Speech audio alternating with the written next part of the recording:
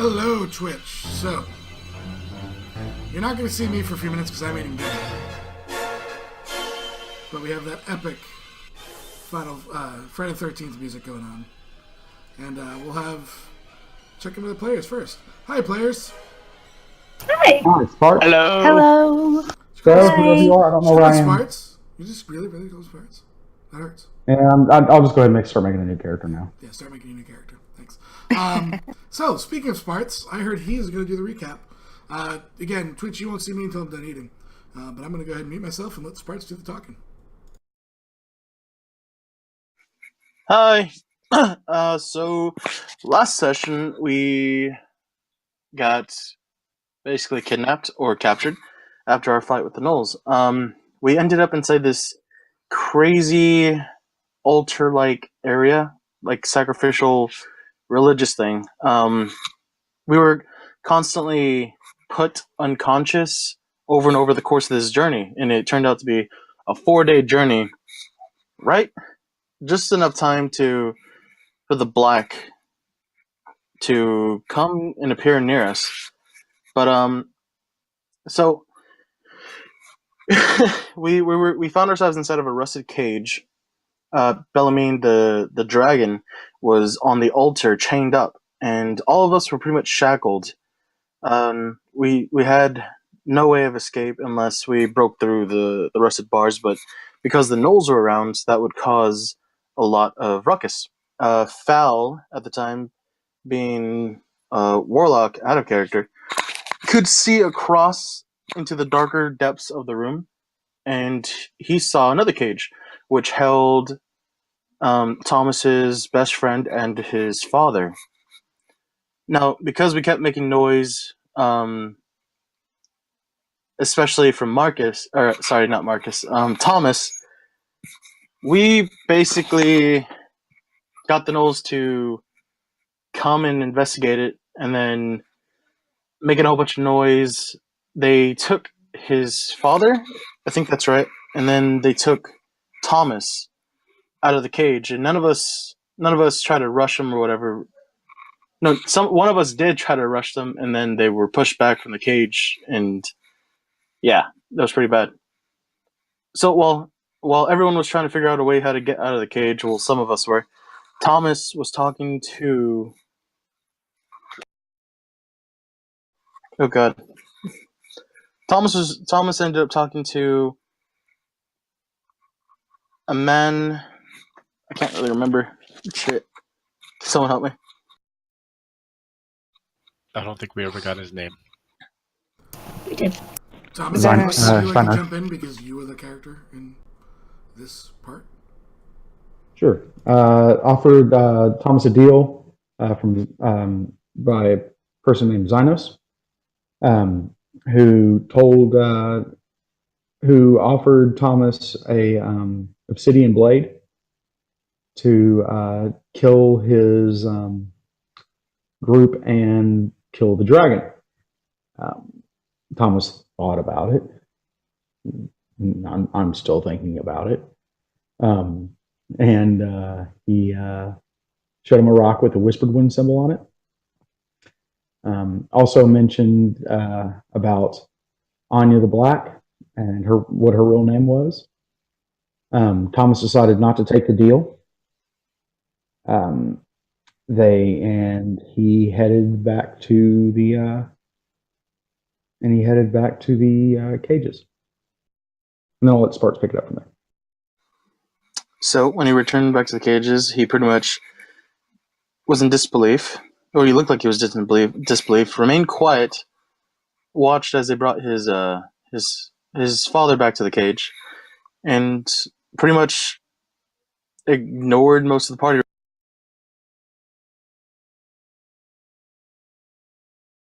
He cut out for anybody else but me. Whoa.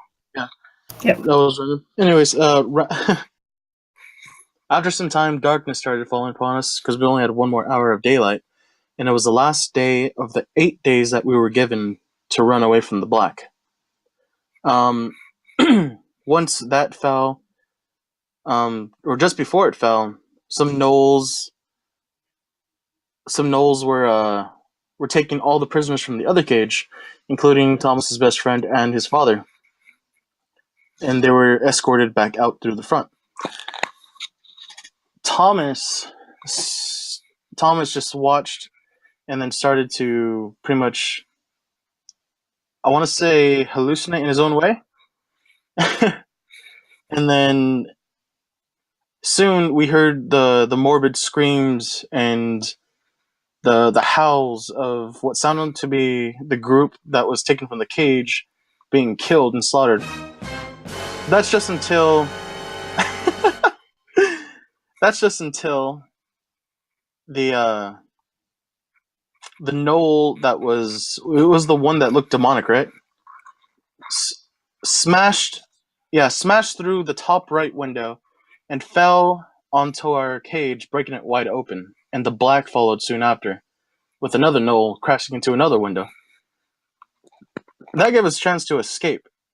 So we try to free Bellarmine from there. Thomas is still inside the cage with Illiyanna. And then soon we found our weapons. The Black was walking towards Thomas, slowly, and basically trying to provoke him that he's given up. Antlyn shot an arrow into her shoulder, and then she even offered the dagger again to Thomas after she gave us an hour to run, like a head start. And that's when Thomas finally started reacting and basically bluffed his way to get extra time for the group. And some of us noticed some things, that the black dagger cut the Black, but it didn't heal. It didn't heal. Left a lasting wound. Yep, left a lasting wound, and that wound that Antlyn did didn't do anything. It healed over time. So we all decided to run, and we all just booked it out of there, running through a thick forest, a misty forest, until we all started sliding down pretty much headlong into this pitch of blackness which we couldn't see. Not even magical sights could let you see. And then we fell down and landed on the ground in front of this giant creature-like thing that was looking down upon us with giant eyes. Exactly, that's where we'll pick up. So all of you have impacted, the heavy rain that is starting to just fall around you. Again, at this point, it was not raining when you were running. The forest was dry. They had the fires going. But as soon as you hit it, the ground soaked. There's a good few inches of mud where it seems like it's been raining for quite a bit.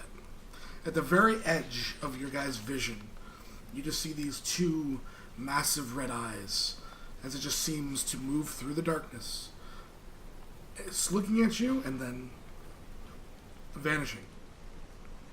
Instinctively, you all turn around, and there's no slope. There's just forest. And the ball's in your court. I want to check the gem. Okay.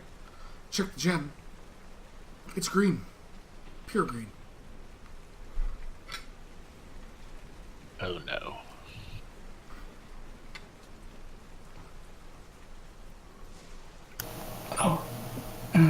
Illiyanna will get up from wherever she is. Where are we? We're not where we're supposed to be. What do you mean? Would I know what it's called?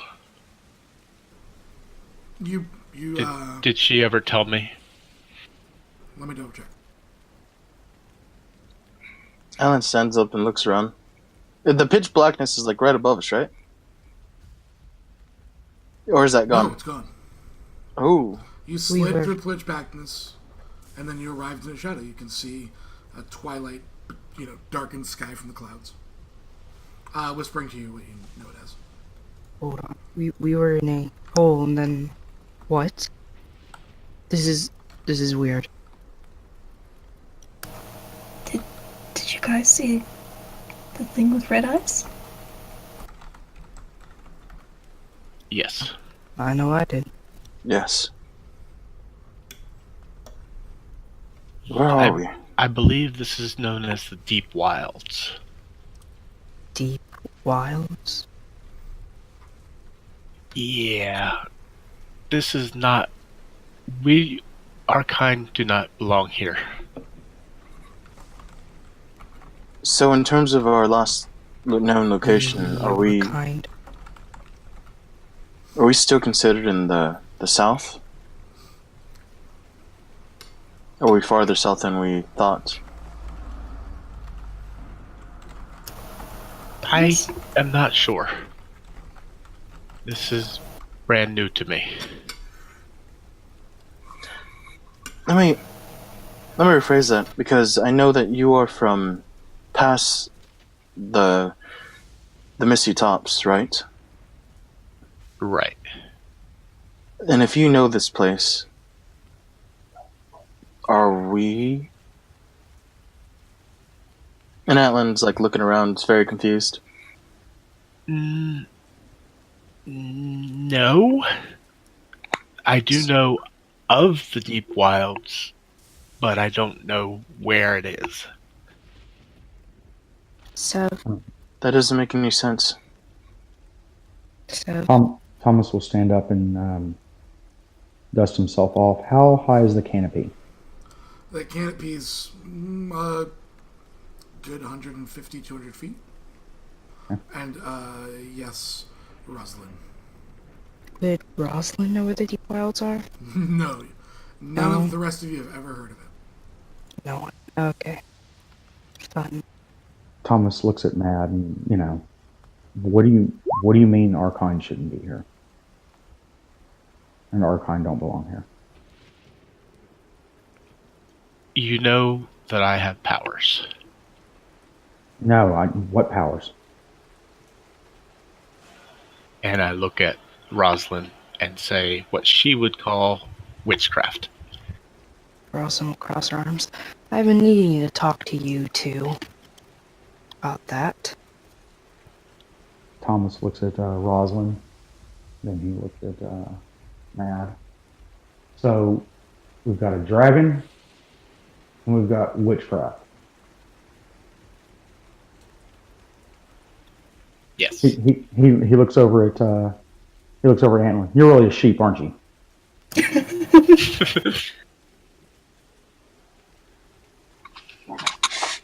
Not normally. Not normally. God, can you turn into a sheep?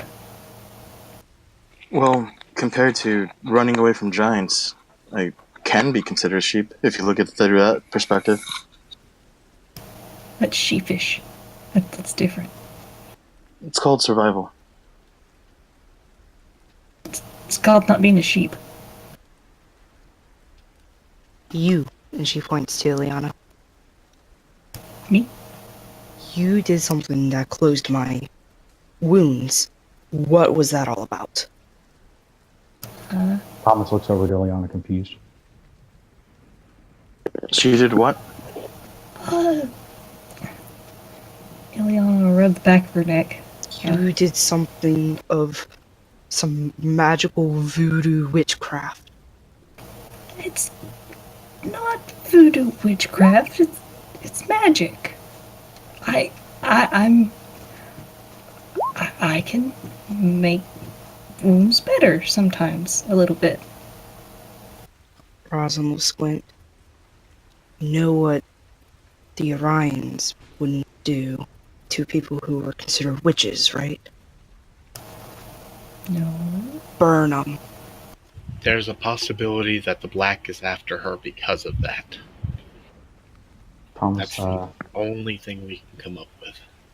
Thomas looked at Roselynn. Good thing you aren't a member of the Orion anymore, huh? Yeah, that is true.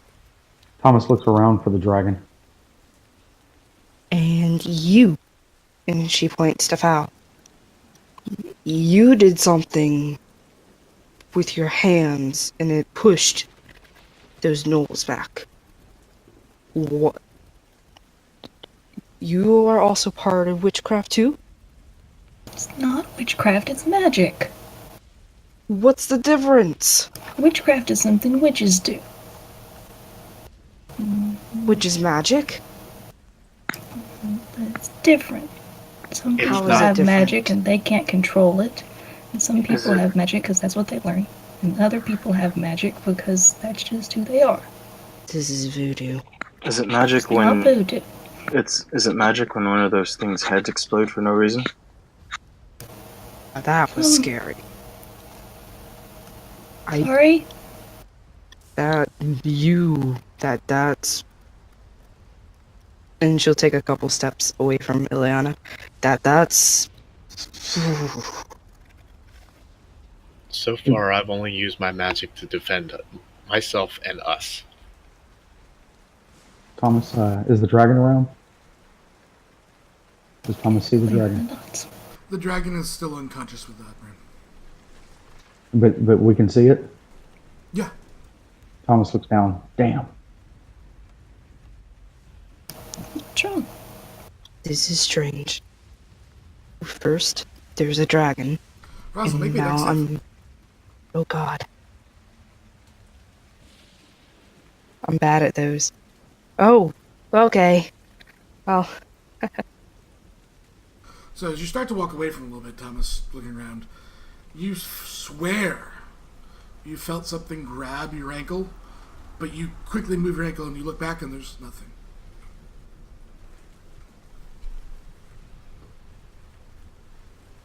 wait, was the deck save towards... Towards breaking the Both of grapple.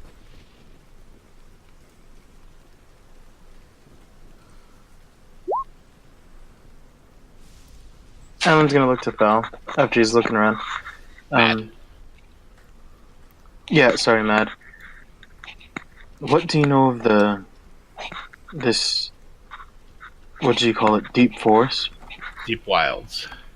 Deep wilds. What is All I that? know, person that basically gave me my magic is from the Deep Wilds. This looks very similar, and I was given a gem that would help me to, if I was ever near an opening to the Deep Wilds. So you made a pact. What was the pact from? A demon? Not a demon. Some... They gave you magic? Yes. Cool! Was it a dragon? Let's be honest. It was a dragon, wasn't it? No dragon. So out of character, does Antlyn know about demons or anything? Do we know about demons? And packs? And You've heard warlocks? stories of demons being terrible. Warlocks and packs, nothing about them. But, Okay. demons and great things from the sky and hell and that type of thing. That's about it. You have no Okay. clue what, if a demon was to pop, if a battler was to pop in front of you, you'd be like, I have no clue what the hell you are. But, you've heard the word demons before. Demons will get you. Okay. Antlyn will just look to Roselynn, confused, and then look back to Maad, a little bit relieved after he says that it wasn't a demon. He just says, well, if we are wherever you get your powers from, and we are here, he looks around again, more concerned. Does that mean whoever is giving you powers or magic, or whatever you call it, is here? If so, I have no way of finding her. Her? Yes, it was a woman. This is not anywhere, or the opening was nowhere near where I met her. What I was met her her name? Sorry. checking notes. Real D&D.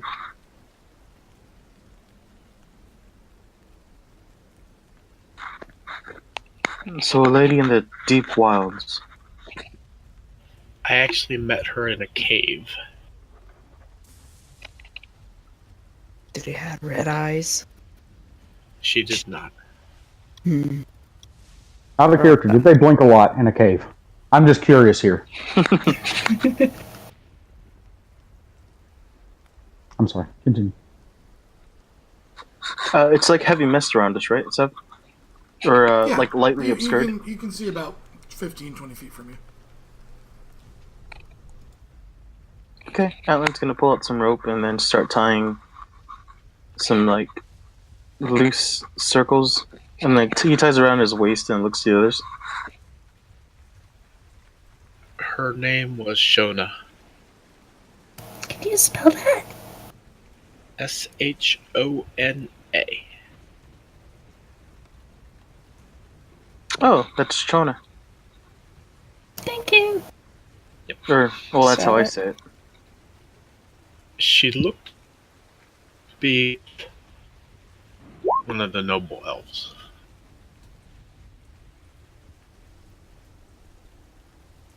Antlyn offers the other end of his rope to the other people.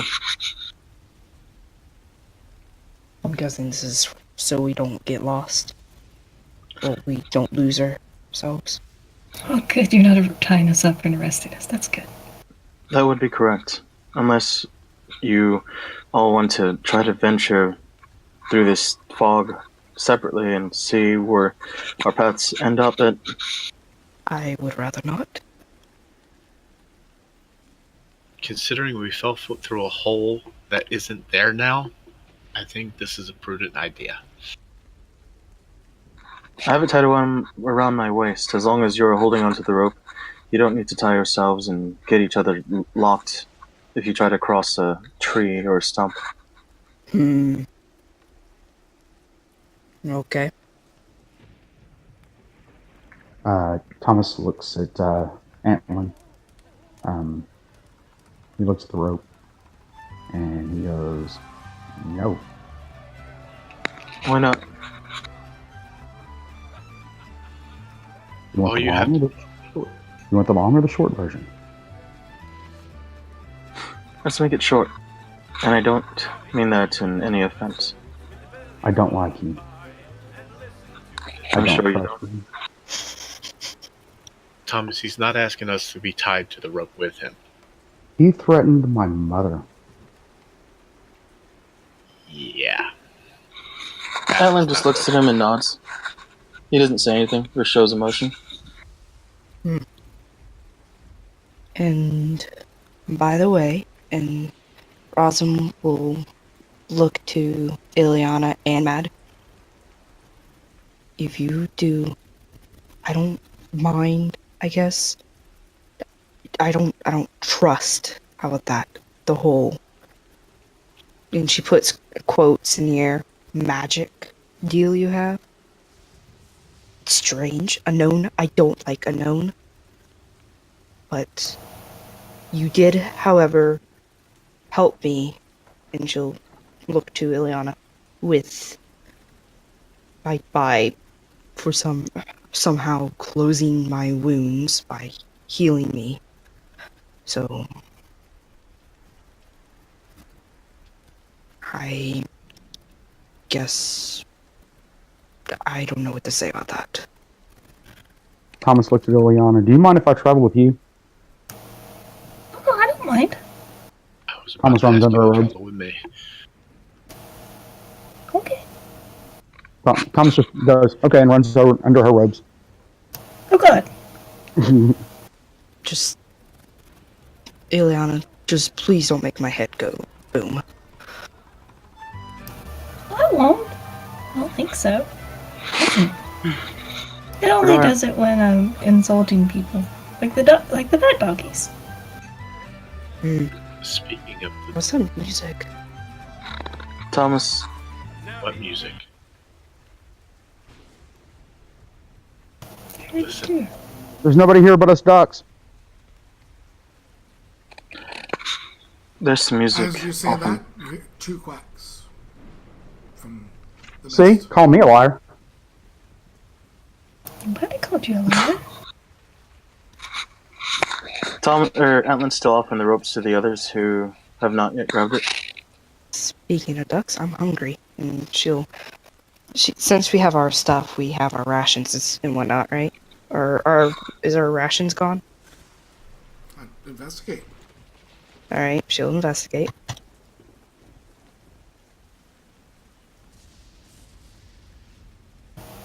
Let's I have go. a squirrel in my head. I forgot. With a bag of grapes that we can eat. If it hasn't eaten them all. That is also true. As you guys begin to investigate, you each have about a ration left. And the squirrel's eaten every single grape. She reaches up and pets the squirrel. He burps. We should eat the squirrel. He puts his fists out, Little looking at you. little pig ate all the grapes. Yes. You swear if you could read a squirrel's lips, he said, and your fat ass ate all your rations. That's what. If you could read squirrel's lips.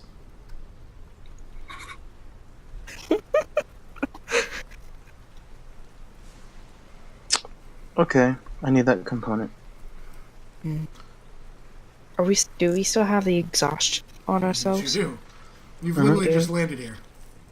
And you wanna know what? It feels like your body's not doing so well. Check it. Like it could be almost 2 days worth of exhaustion about to set in from not eating. Yeah, Roselyn's gonna eat a little bit of her ration. Are you eating your whole ration? No, Just one probably meal. half of it. Okay. Half of it. I'll say you do not yet suffer the effects of 2 levels of exhaustion.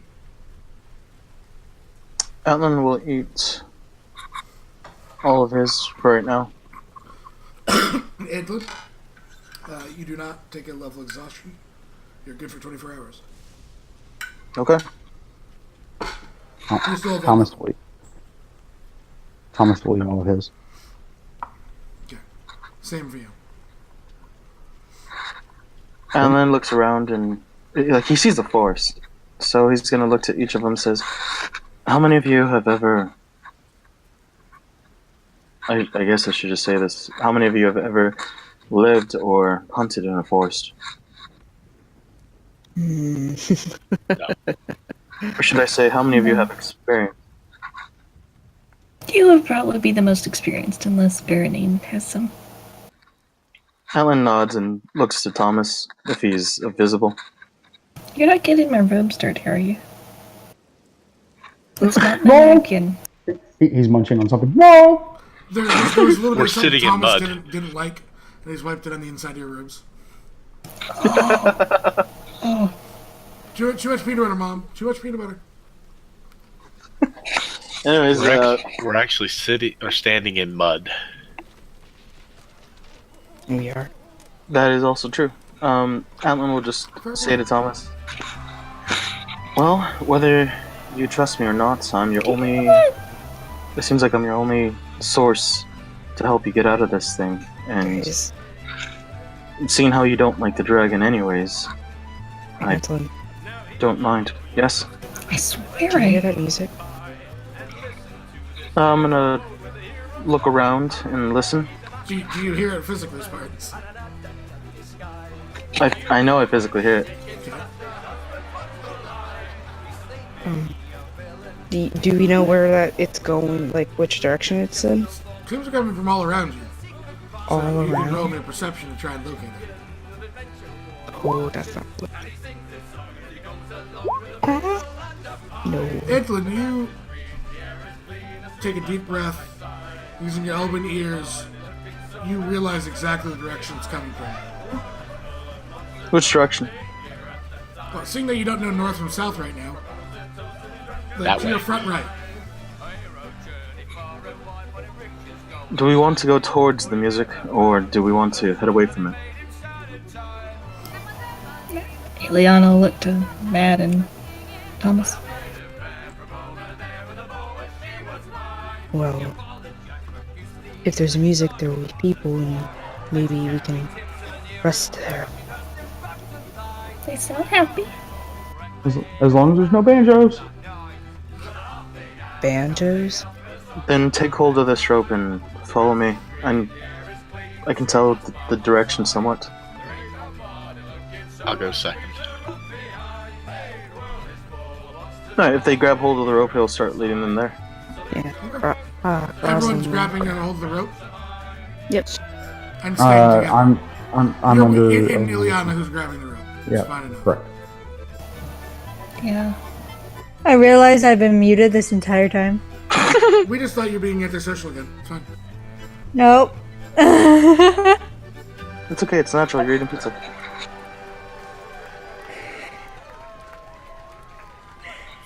If you wanna roleplay and say what you wanted to say, go ahead. We got time. Well, first of all,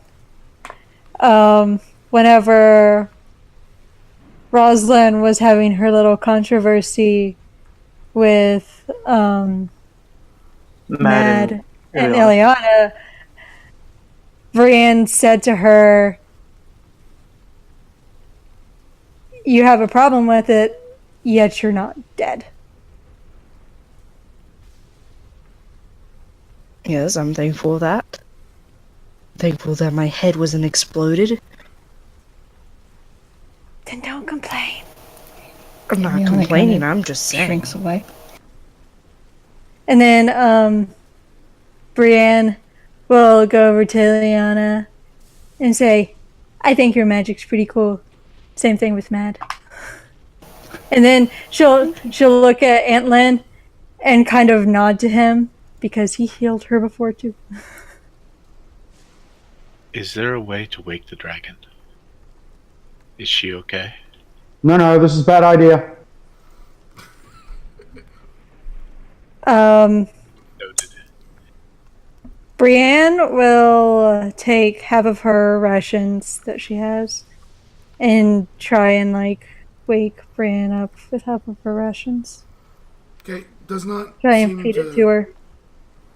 eat at all. Just barely breathing. Can I need that specific component to make a good berry, right? That is a improper roll there, dear. It wouldn't be that. Oh. Because it's not a human. Oh. Sub? Mm-hmm. What? You need the if it says you need the component, you need the component. You don't have a focus yet. Yeah, that's true. Where the hell can I even find? Can I attempt to find mistletoe? Sure. There doesn't seem to be a lot of foliage here though. Yeah, that's my problem.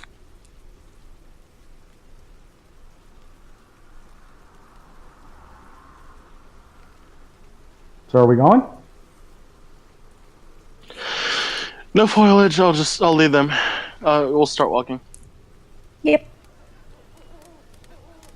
Yes. So you start getting closer and closer. The music getting louder and louder. It'd be no. The one that starts with N Firefly. So as you get closer and closer, coming louder and louder. Sounds like it's just over this next hill that you're up like 3/4 of, and you're about to crash. Are you doing anything? Let's not be seen at first. Okay. Would you like me to? And he's whispering this to Maad. Would you like me to take a look first? That might be the best idea. He unties himself from the rope, leaving it with them, and then he's going to try to stealth his way down there. We should be separating. We literally went like 2 feet before, and we fell down into a hole. How do we know? We'll get lost again? Stay within sight. No, we don't know that option. But if we stay here, we're not going to live very much long. My apologies. You go on right ahead. So Antlyn, as you start to break off from the group, Yeah. I need a dexterity save. You swear something grabs your ankles, but you jump away from it. You look down, there's nothing. He kind of shakes his head and looks around for another moment, then keeps trying to stealthily move towards the noise. Yep. Give me stealth.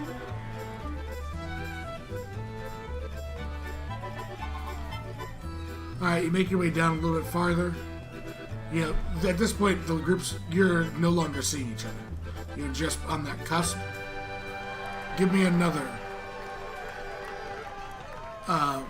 dexterity save as something, you swear, grabs you again.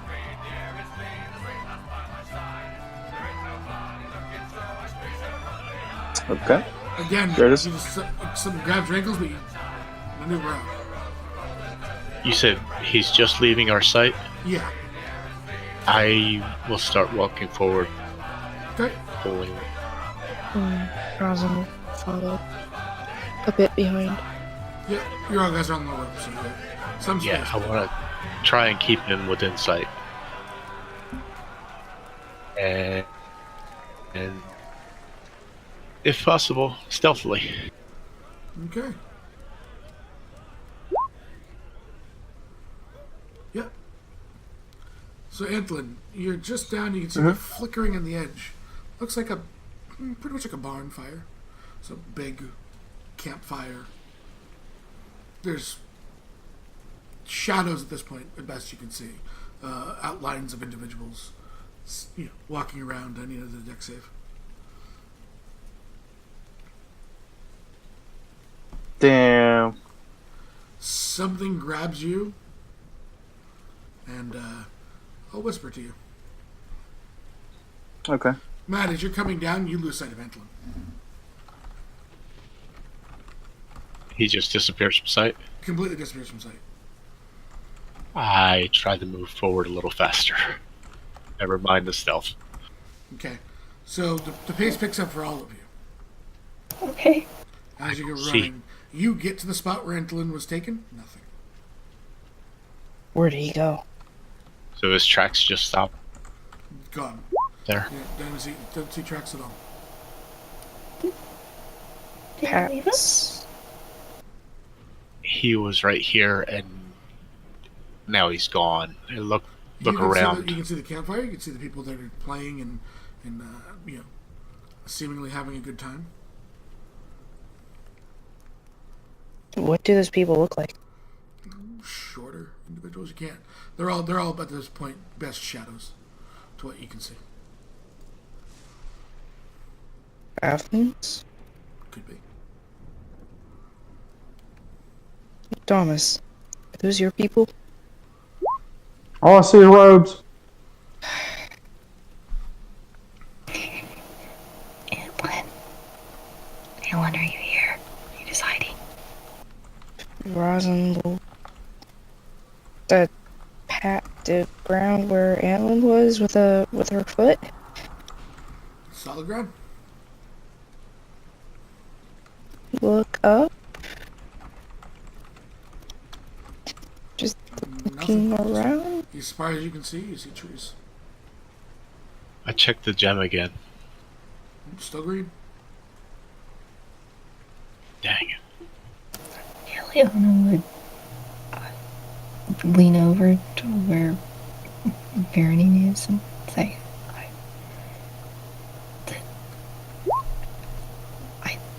I'm not totally sure, but it seems like your dragon might have a poison or something, stopping her from waking up.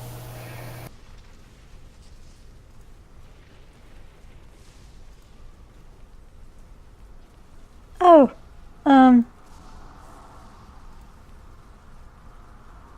Is there a way you can get rid of the poison like you did whatever it was you did to me? I can try.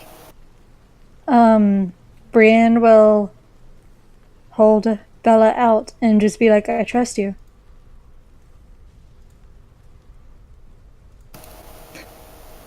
I'm just whispers up. You don't have to do this, seriously. Roselynn will just It's raise an fine. eye. It's fine. It's sleeping.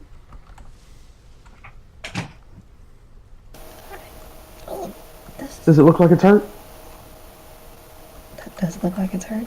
I mean, It's fine then. breathing. It's fine. It's fine. If it's poison, that's not good. Does it look like it's hurting? I don't know. I can't make out the tails. Does it look like it's dying? Somebody doesn't have to be looking like they're hurting in order to be hurting. Maybe Private it's... conversation.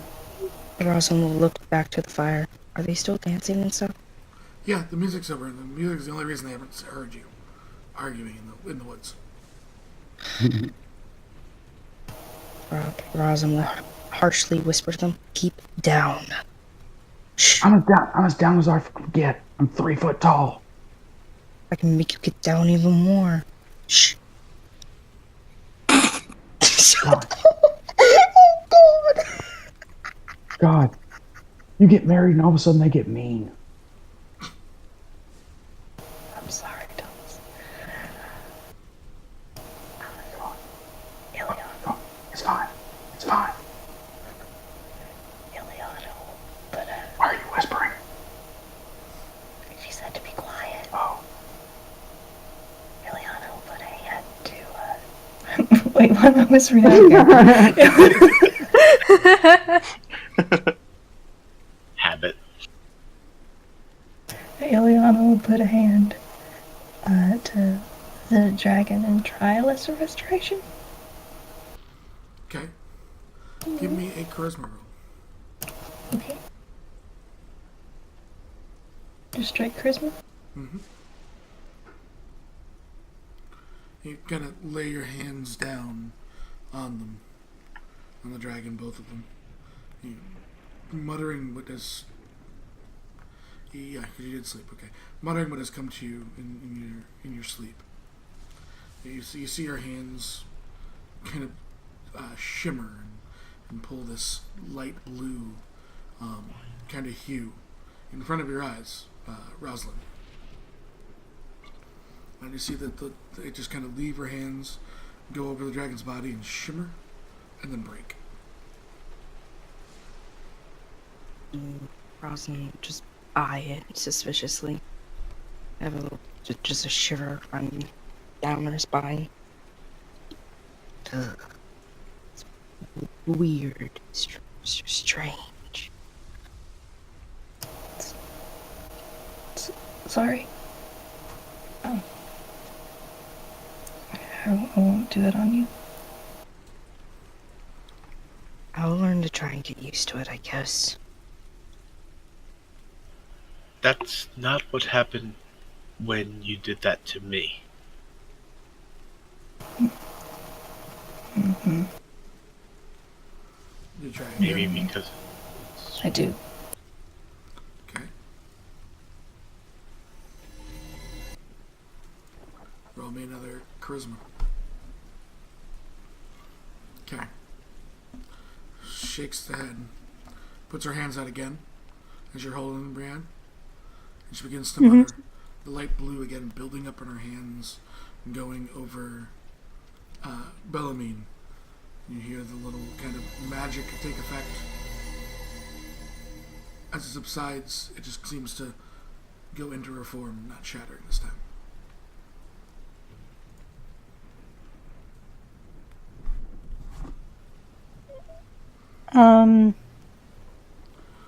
Breanne will kind of pull Bellamine close to her and whisper to her in Draconic. She says, Bella, are you okay?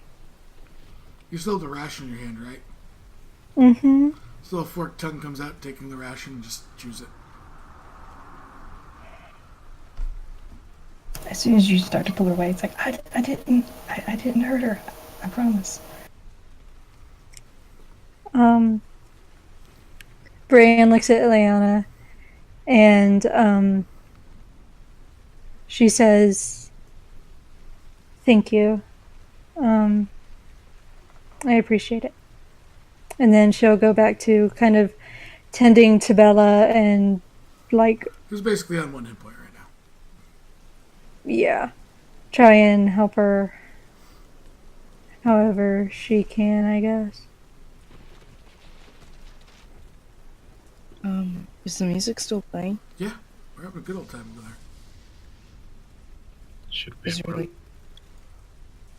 What's going on? is there rushes? Like It seems like the turnip's gonna be okay, but she's really weak. Fuck! before Before her. Yeah. before I do anything, we have our gear. Is our armor on, or do we have to put that on?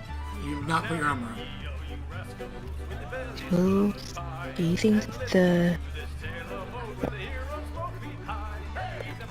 Roselynn will put her armor back on? What kind of armor do you have?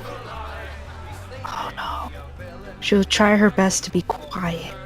I'm asking I what put kind of her armor armor. you're using. I use chainmail. Okay.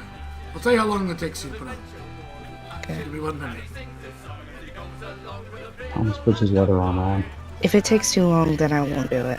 I think everyone's putting their armor on, so it's... I think you're gonna be Okay. okay here.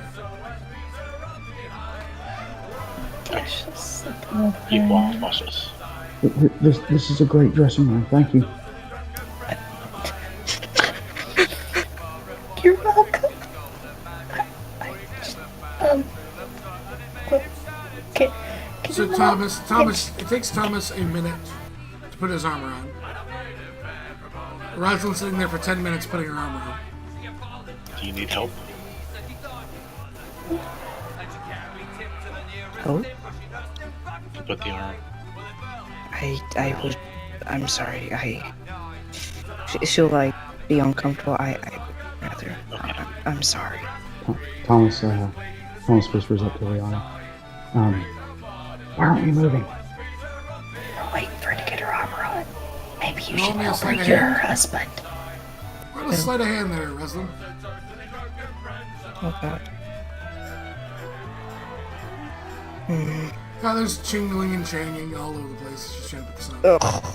Alright, she'll nervously speak. Yeah, I need a little help. She's your wife. You can do it. No, she told me not to touch her. She made that very apparent. That's what marriage is, right? Oh. I can't. I will help. Thanks. Alright. Alright, so it only takes about 5 minutes for Roselynn to put her armor on. Thomas, are we gonna go now or what? We're still getting Roselyn's armor on. Oh, Jesus Christ. I don't even know who that is, but it just felt right to say. And during all this time, the revelers have ignored us, right? Yeah, they've been playing. They're having a good time. Okay. Tells Illiyanna, hey, I'll be right back. Oh, okay. Tom's going to leave him up from Illiyanna and start walking towards the revelers, getting out his pamphlet. Okay.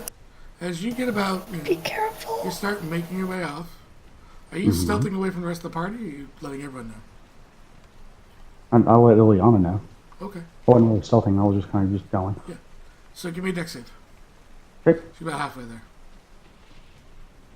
Okay. Someone grabs at your ankles. You look down, nothing's there.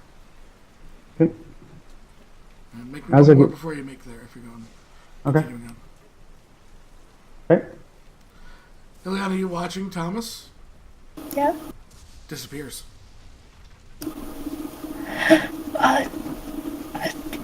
Maad, Roselynn, Thomas said he'd be right back, and he went forward a little bit. Now he's gone. What? He just disappeared. Are we done? Is my armor on? Yeah, just about this time is when your armor gets on. What? Let's all go check out that area now. We've got to find both of them. Put a Um, hand on. She'll put a hand on the hilt of her longsword and nod to Maad in agreement. Start leading with the rope. Thomas. Antlyn. Just keep looking around, see if I see any tracks or anything. No tracks. Yeah, you should have told me there. Otherwise, we'll. I just realized it. Yeah, That's cool. yeah, we're stuck with it now. I understand, no problem.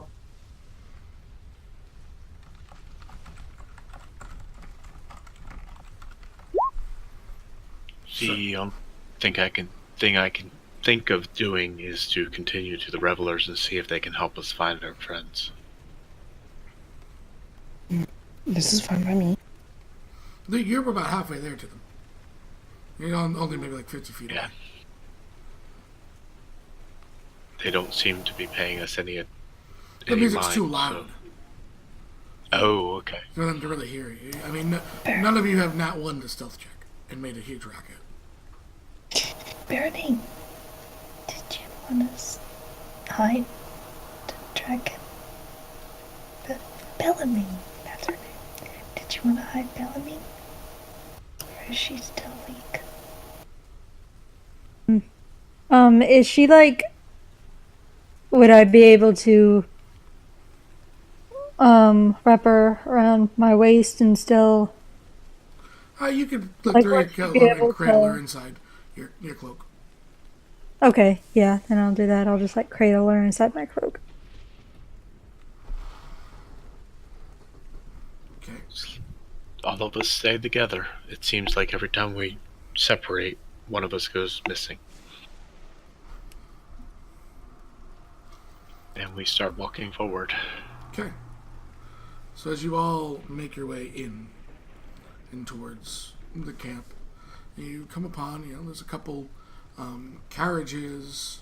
They look like almost places they would live in, like a gypsy carriage, something like that.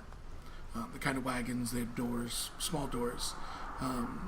Big bonfire, there's food. They're dancing around. They, at this point, as you make your way into their camp, like a few of them see you, they wave, they seem happy enough.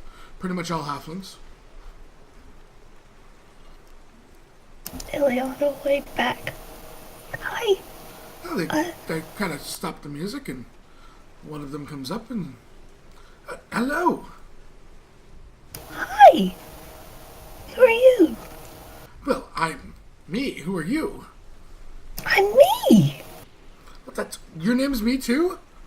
No. Oh, My name's Illiyanna. What's your name? me. Can you spell it? M-E-E, me.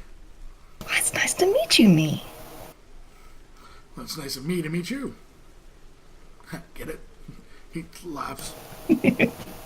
Takes a sip from his ale. Are you guys travelers around here? Oh, of course. Well, What of you? well, we were kind of travelers too. Except we lost a couple of our party members. They just disappeared. Have you had trouble with people happening to them? Gosh, it's safe out here. Unless you separate, and then God knows what happens to you. Why's that? Because it's dangerous to go alone? It is dangerous. One walks up to you. Here, take this. Holds you an ale. Oh, thank you. She takes it. What's your name? My name is... Hold on. I have listed their names. My name is Jenster. Can you spell that? I was already working on it. That's why I was saying hold on. Oh, thank you. What kind of ale is this? Oh, only the best. Halfling made? Not dwarven made. Dwarves are better at alesmiths than we are. Would you mind if I had a taste of that? Oh, she'll he pass you pours one. you. He pours you. Goes over to the big keg, pours you an ale, and hands it to you. Sniff it, taste it, drink it. Tastes pretty good. Thank you. Hearty, a little bit of. It's more of a mead than an ale, actually. To be fair with you, more of that kind of fruity Yum. So you haven't seen our party members? One's an elf. He's really tall, taller than me.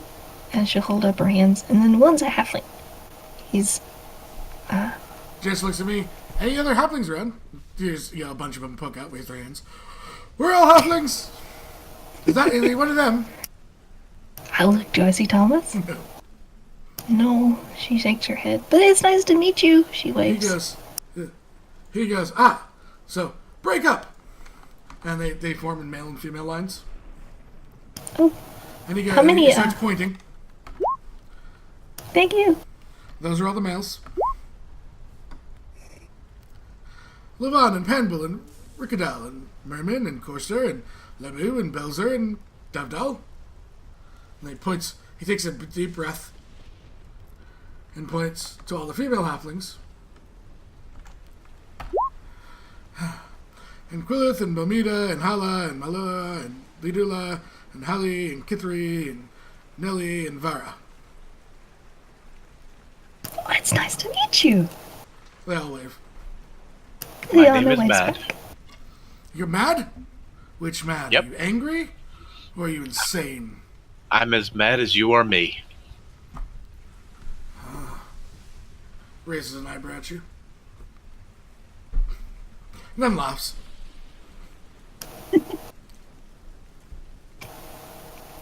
Well, she'll describe Thomas to see if I've seen him. They sit, they kind of come into this huddle and they discuss it. And me comes back to you and says, That definitely sounds like a halfling. It does, doesn't it? Yes. Not one you've seen, though? No, he went off by himself. Well, they've got him. Who's they? They're they.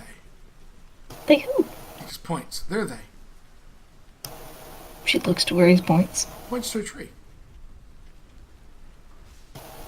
The trees have him? Mm-hmm. The trees? That's impossible. Trees are. Cool. He wakes up What and are he the calls trees it possible want to him. with He walks right up to you, Roselynn, pokes you in the knee. If She'll it's raise an eye. impossible, go off alone Well, and walks back to maybe. the fire. Maybe I should. We'll sing a song for your death. There's another mood. Death? Death?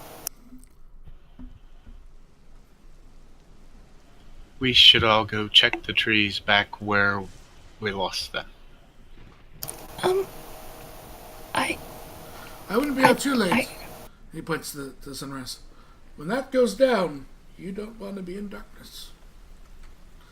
Oh no, you still got a couple hours at least. As you look towards the horizon, Maad, normally for where the sun is out there, Cortines were right. Burn it all.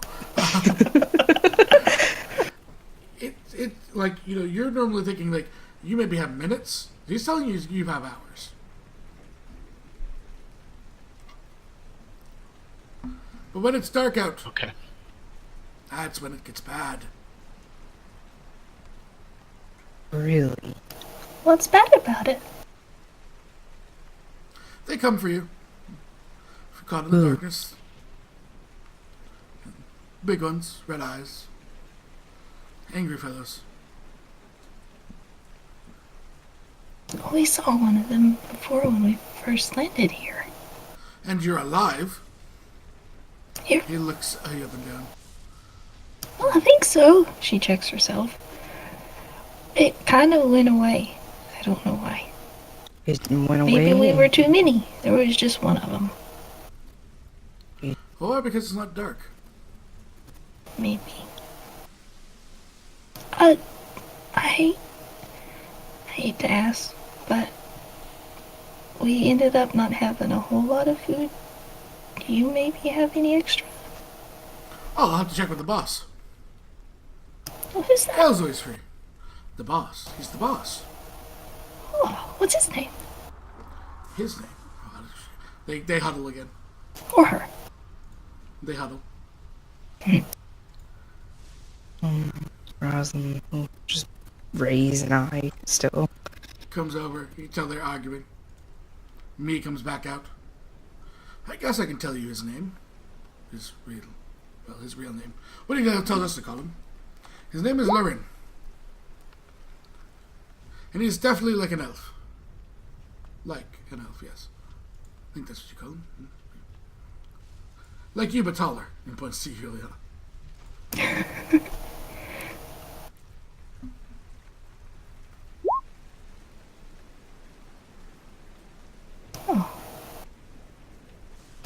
Keeping an eye on the horizon. Yeah, it's not moving quickly at as all. time goes on, it does look okay. It's definitely not moving quickly. So the boss, is he here too? Or is He's always as an here. elf, so... Always here. He just shows up when he wants to. Is he here now? He's always here. It seems to be telling you the truth. It's, you know, he is double talking you. Mm-hmm. Can we meet him? Well, if you want to eat, just sure, take seats. Come. I'll go and see if I can go talk to him. But we need to find Thomas and Antlyn. Well, if the boss doesn't get away, do you want me to get him or not? I'm just trying to help you out and not do what you ask. Like a good host. Thank you. You're doing I fine. was saying that to Roselynn. I'm sorry. That is true. We do need to look for them. You said the trees take them? Yep. Why? I don't know. The trees don't speak to me. The trees speak to the boss, though. Oh, He's the boss of more than just you and me. really? Nods. Is he the boss of that? She points to a rock. He thinks they huddle again. Seem to have a great debate in halflings. They would speak halfling. I do. Roll me perception.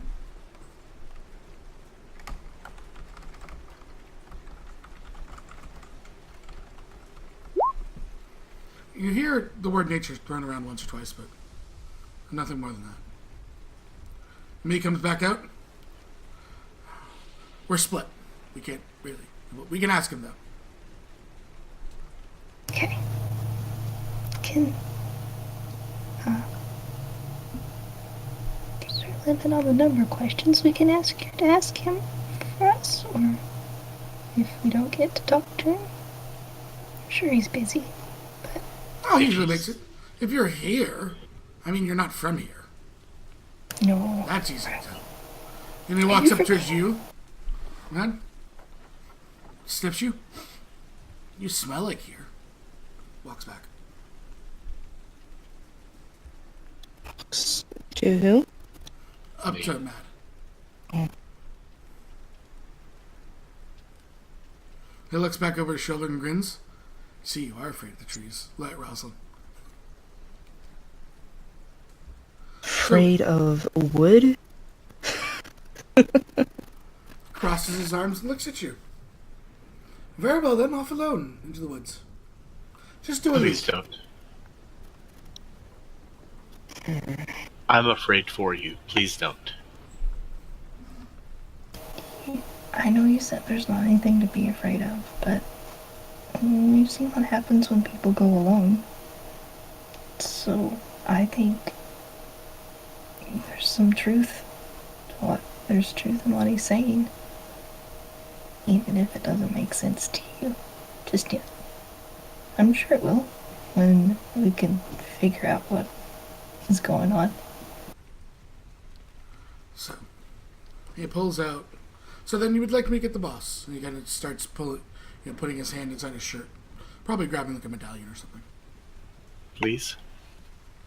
Very well then, please take a seat. He pulls out a small circular medallion. If you guys can give me a perception check to see if you can see what's on it. Okay. Not you. Not you being Mr. somewhere out there. Maad and Illiyanna, you do get to see, and Breanne as well. You do see the icon on it, which is right there for you.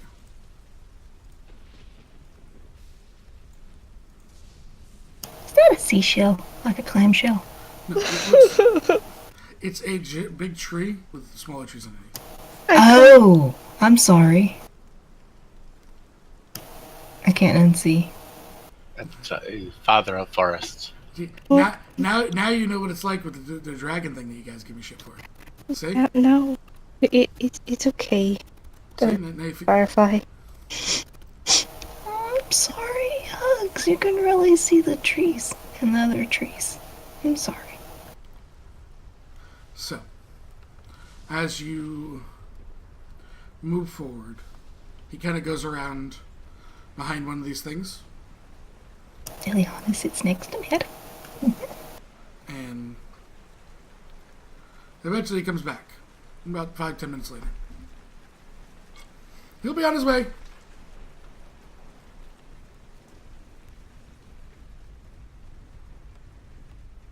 But he says you should wait to eat. Roselynn wouldn't. Why? Because he doesn't know what kind of people you are yet. Oh, that's fair. Wait, what? I will eat my rations while I wait. Seemingly telling you the truth.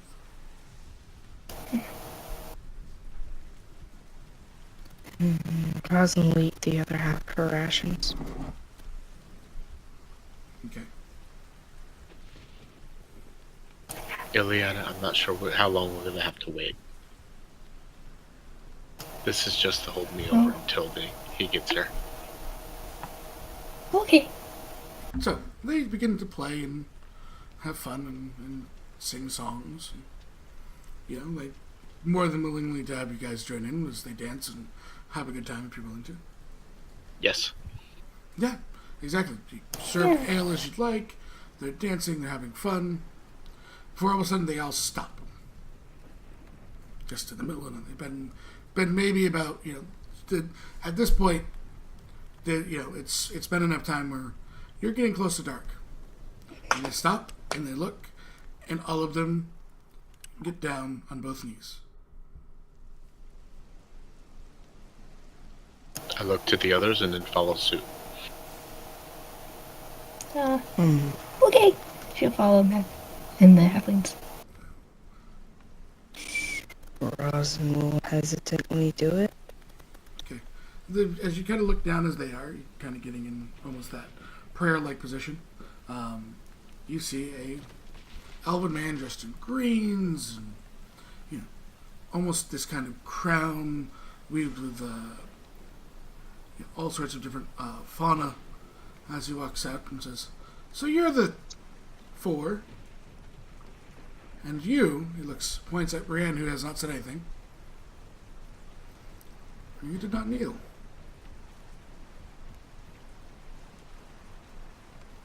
Is she muted again? Breanne looks at him and says,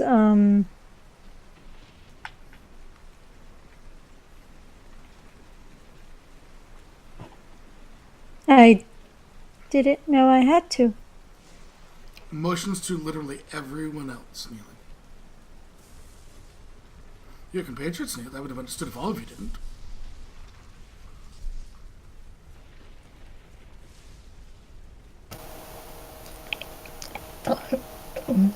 Polite. The halflings kneeled.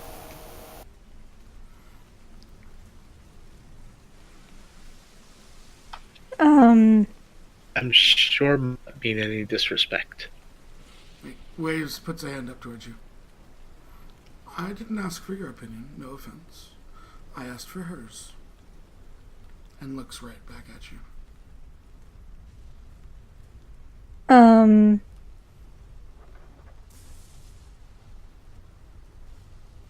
Breanne will... And he's consistently walking towards you.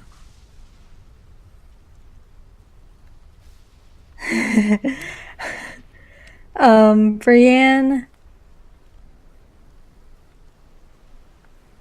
will,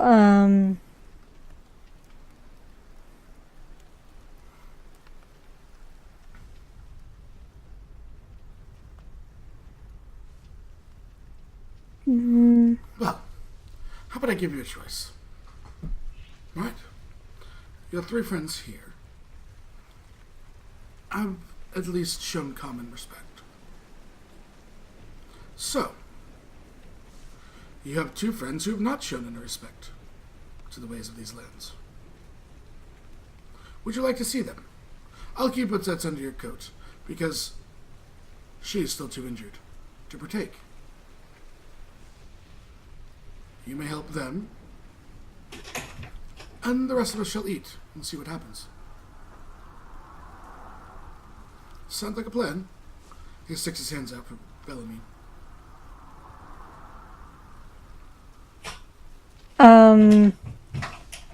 Breanne will kind of,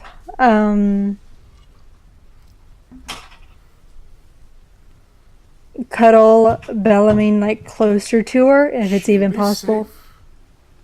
You have my word. And my word means more than any emotions around anyone else's word, especially in this place. Illiyanna, she will look at the halflings. They're not even looking towards you, they're just looking down.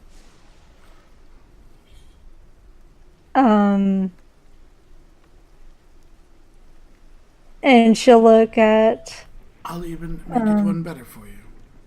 When you return, should you return, she'll be back in tip-top shape.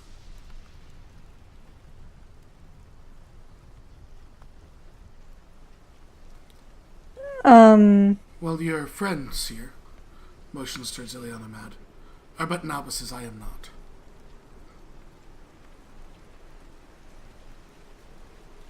Breanne will nod and move Bellarmine, just like kind of hesitantly holding her out because this is her best friend. Yeah, he just gently takes in one arm and just begins to kind of stroke as you see just as he's petting the dragon, some of the scales that were just a string ripped off are reforming and everything. A man of my word. Very well, then enjoy the trip. The party sees these vines come down, grab her, and she is gone into the trees. What? How did you do that? What? Safe. Where did she go? Oh, she's with the other two compatriots. Look into this. Very well then. You guys were hungry, correct? He snaps What was- his fingers, and immediately the halflings get up. Their happy disposition comes back, and they begin to, serve you food and ale and everything else. And he sits down amongst all of you. Thank you. Where did they go? Oh, they're going to partake in a little game. A game of what? Oh, don't worry, you'll be able to watch. Are they gonna be They are safe. They're safe until, well, nighttime. Look to the horizon. Am Almost I nighttime. able? You're Well, the figuring, with the time that's transpired, they maybe have 15 minutes.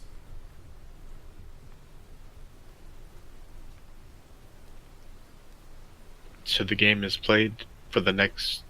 At night, It's played at night. of course. Is it a hunt? Sort of. Will they be You okay see. at the end of it? Sorry. You see, I actually expected it not to be you, in points to Roselynn. That is here. I expected you to be up there. I expected Breanne to be more accommodating than you were. Excuse me. You're a bit of a stubborn bitch. What? He says right to her. Roslyn will kind of start tensing, getting up. He motions to the two casts with you. They saved your life, and you don't trust them. I can see it in your soul. Enough conflict in Wildlands. You've gained my attention. You show bravery, yet you're afraid to show bravery. It'll get you killed. Do you think your strength is good enough right now, my dear? He sits. He sets, the dragon. He actually hands it right to Illiyanna. Oh, Illiyanna takes it and checks it over. I'll take your best swing, and I won't even retaliate. If you can strike me down, you have my word that your friends will be returned. You believe you're tough. Completely, he's not even attempting to be deceitful. She'll lean in a little. If I strike you down, Your friends will be returned, and you'll be set free from this place. You hear that? Me nods. What's the bond? and if I don't strike you down, what will happen to them? Nothing different than what has happened to them now.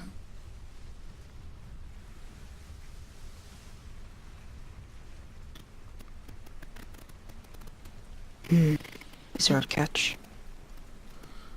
The catch is that you're going to learn to be humble.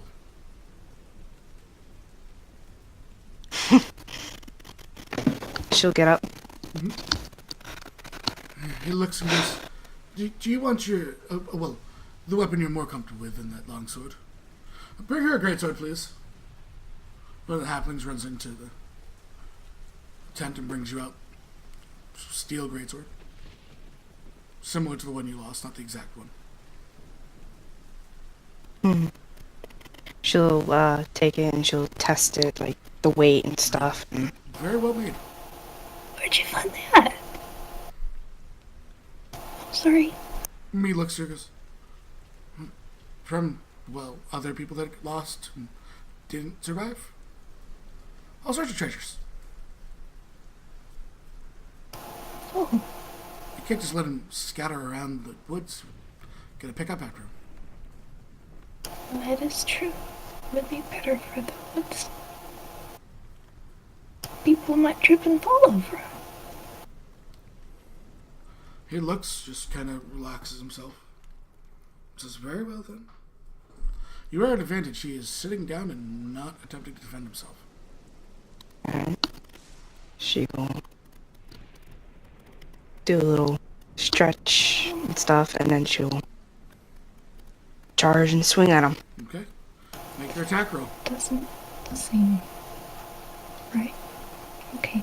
Roselynn ain't listening, sorry. Ah! Holy cow. So you hit. Roselynn comes charging, both hands with the greatsword down.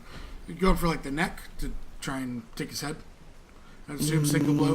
You're going single More blow. about... More the back, actually, because he did say that if he gets struck down, he will let the others go. Like, So you're coming about his back. Over the back, kind of that neck, like going across the spine. basically. Okay. So as your blade makes contact with him, it shatters in a million pieces. Roselynn will Looks up to step you. back. Very well then. Are we over that you are a stubborn bitch now? Sure. Sit, eat, and recoup. I wouldn't want to send you back to the black, still being exhausted like you are.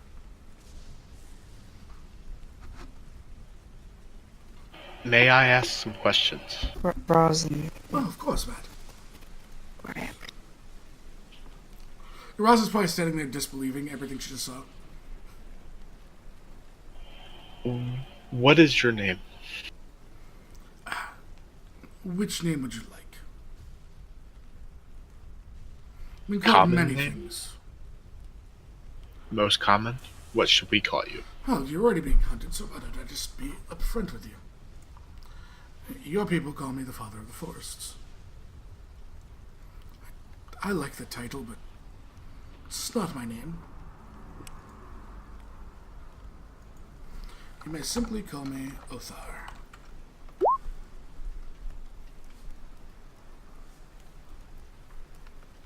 Thank you, Othar. Is there anything that I or we can do to give our friends an advantage with the game? No, you've done everything you can.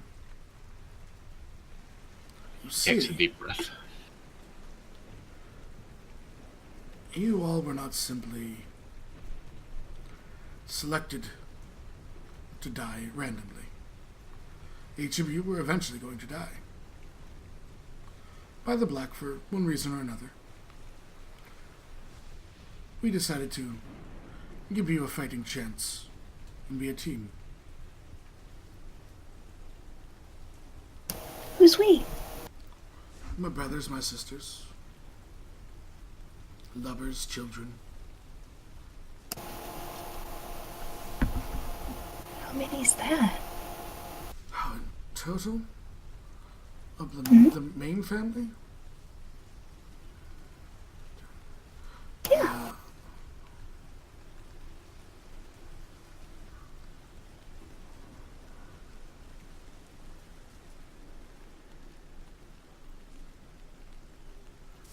32, I think. It's a different number than I miscounted. 32 was not counting individuals like Ekrin, Marine, or Anya, of course. Anya, I've heard that name. And that is your huntress.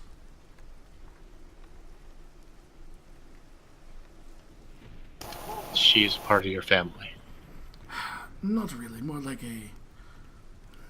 as some would consider a bastard child.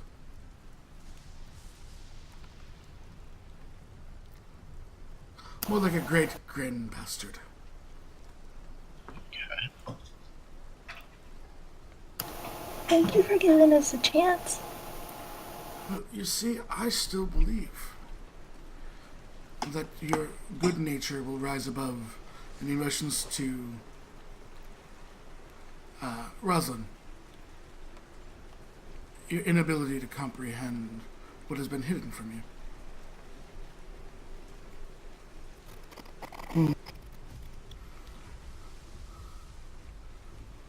Very well. Should we watch the game?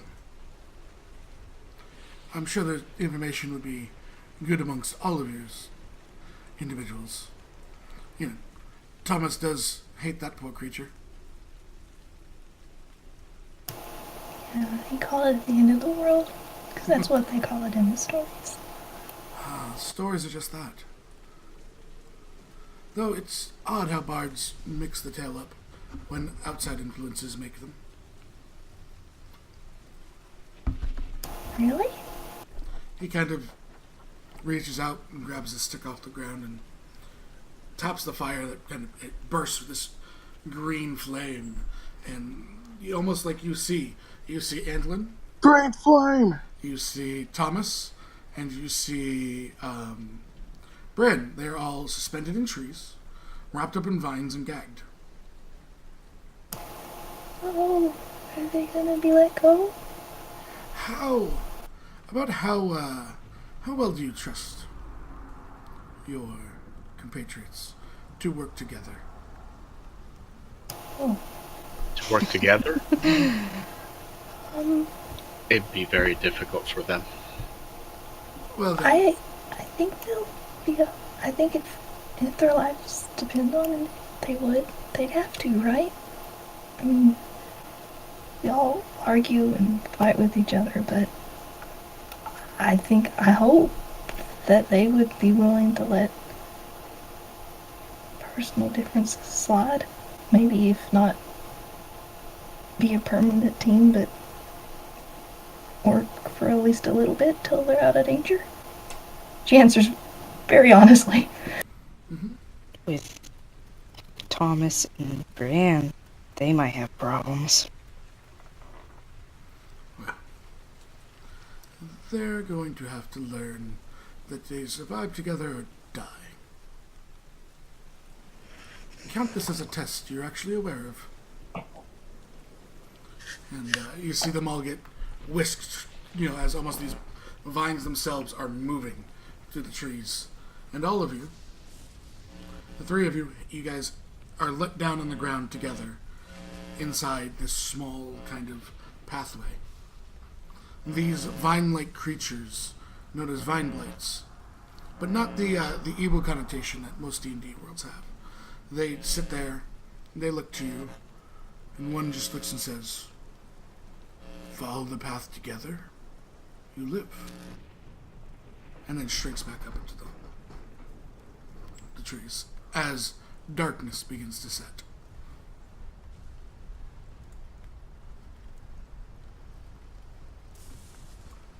Okay. Antlyn's gonna look around and look to Breanne and Thomas and say, "So you both got captured also?" So Antlyn, as you're looking around, give me an investigation check, please. Actually, I'll help your perception. Are we watching them through the fire? Yes. You can hear them and everything. Cool. There you go. Thomas, They cannot hear you. how are you Antlyn, doing that?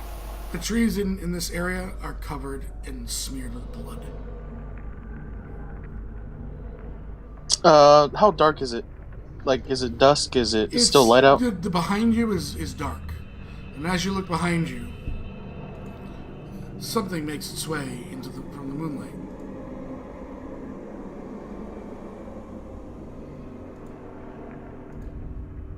The hell is that? It's walking, blood dripping. The red eyes making its way towards you. Oh, we see this from the green flames, right? Yes. Antlyn will start. We'll kind of like grab Thomas, like by his shoulder, and Breanne, and say, "We need to go now." And he points behind him. Right you are. Thanks, Captain Obvious. As you guys look, it vanishes for a second. Reappears 50 feet closer.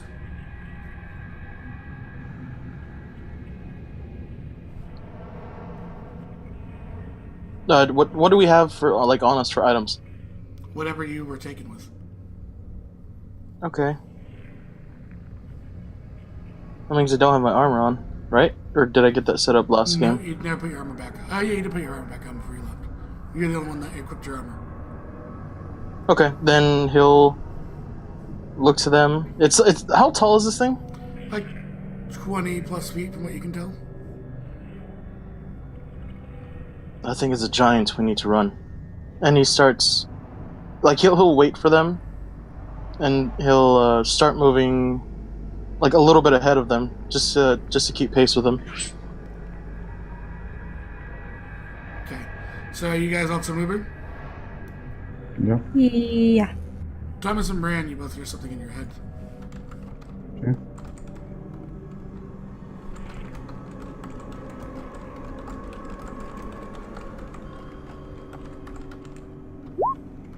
Breanne, you hear this?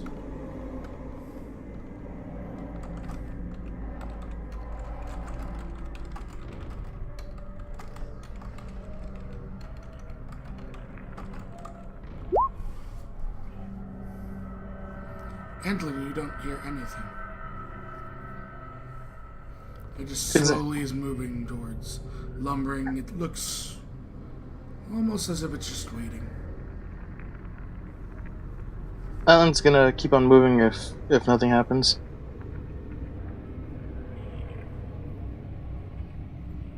Thomas is going to huff and just follow.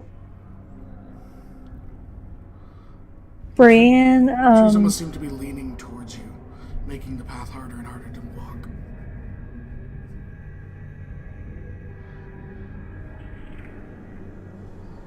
Brienne's gonna what? Breanne, kind of glares at Thomas. But then she kind of looks behind her and she lets out a groan and just follows. Is this like a one-set path, or are there multiple paths? It's just one set path. I guess he's gonna keep moving, and then he's gonna look behind him to look at his... You hear that in your head.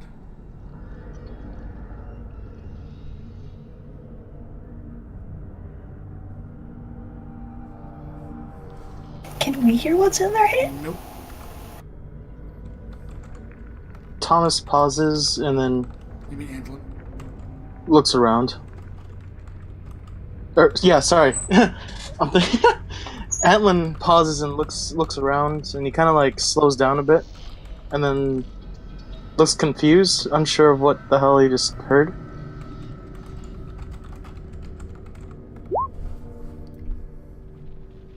And because he's curious, he's gonna call out, who is they? And what? You just hear this long drawn breath as it moves closer. Thomas pauses. He looks at Antlyn, and he looks at Breanne, and just says, "I should have taken the deal."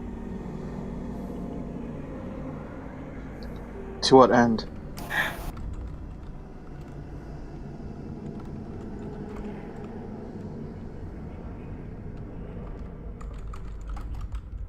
And he keeps going to the path.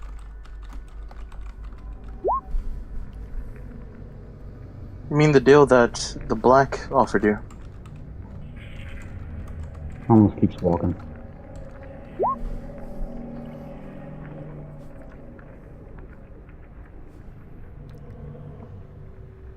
Alan just looks at Thomas and looks at Breanne. Still confused of what the hell he just heard, and like, you know, he has like a huge bit of concern on his face, and he just continues walking. You guys make it to a place, and there is a split in the path. Two ways. As it moves closer and closer. Can I search for any blood marks? Blood on both paths. Blood on both paths? What about any footprints? There is no footprints. You guys are not even leaving footprints. Left or right?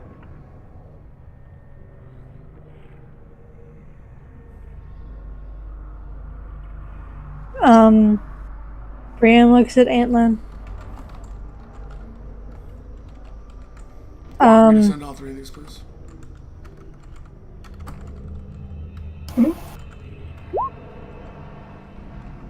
And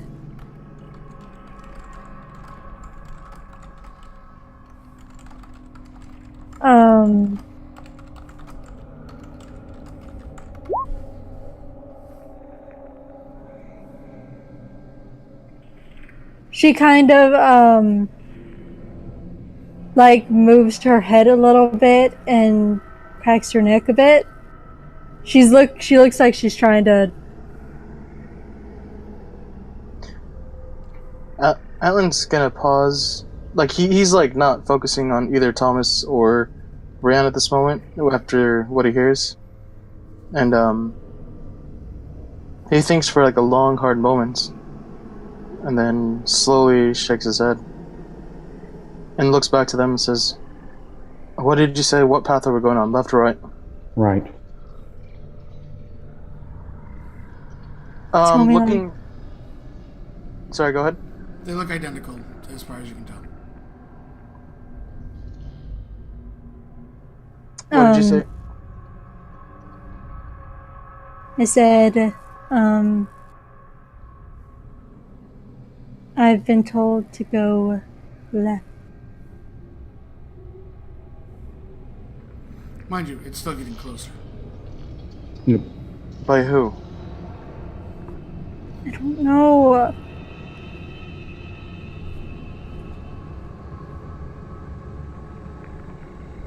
We need to Whatever's- go right.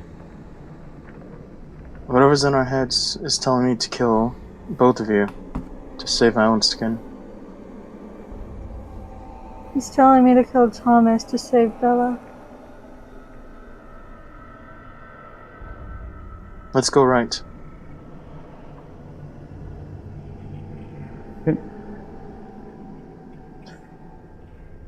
And for the Okay. fact, I'm not going to kill both of you. Only because we're going to die anyways, and I rather die with you both next to me against something that we could fight, but at least we fought instead of dying alone. And then he'll start heading right. Brianna, follow. Thomas? Thomas will go to the right. Okay. You continue on this thing, making up space.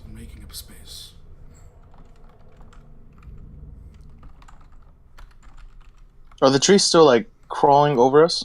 They're getting together closer. It seems like they're almost moving in to make you follow. Go single file. Who's up in the front? You would have been the first to go down the path. Yep. Okay.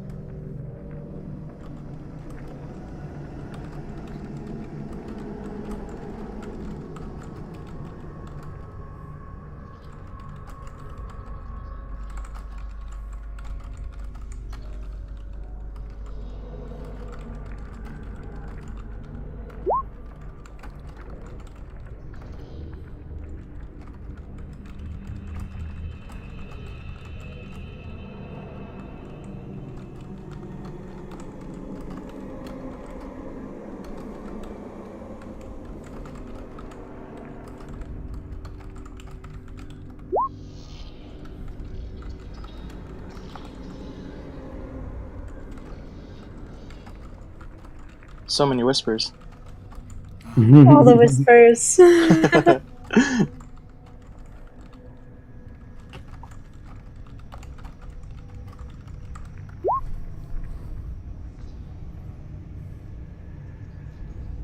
Thomas just goes, "Trust me, I know." Antlyn tilts his head at what just was said, and he like looks around even more, but he still keeps walking and just calls out, "I could, but there's so much more to see than this."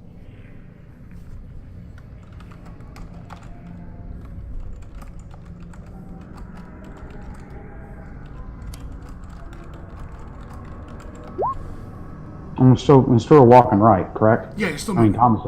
Okay. You come to another crossroads. 3. By the time they come across it, and he heard what he heard, he would have called out. No, I have not. But there's. Then he pauses and realizes. What do you mean this world? Isn't there only one?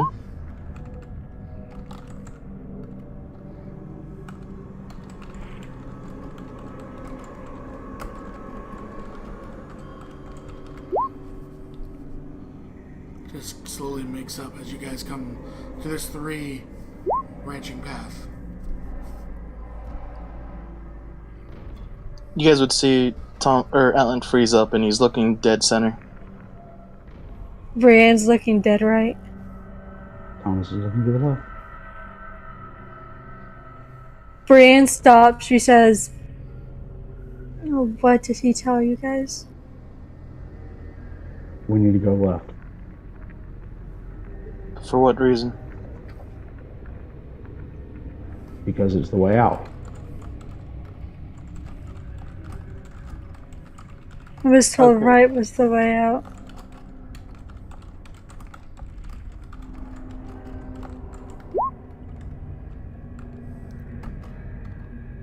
It's a disembodied voice. You're not going to be able to inside it. Right.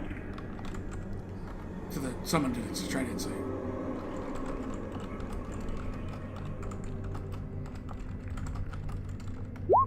Right.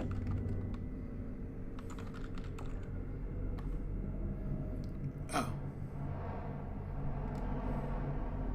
He believes so. At least that's what, it's hard not to. He's unsure. That's what he told you he heard you. Okay. Yeah, that's what I was doing it for. He looks to both of them and looks dead center and says, earlier it said my father was dead, and I'm not sure. And now he's calling me to the center. Bella's calling me to the right. We need to go to the left. Who's calling you to the left? The entrance, or the exit to this place. You don't hear any voices as we are? I'm trying to survive. We need to go to the left.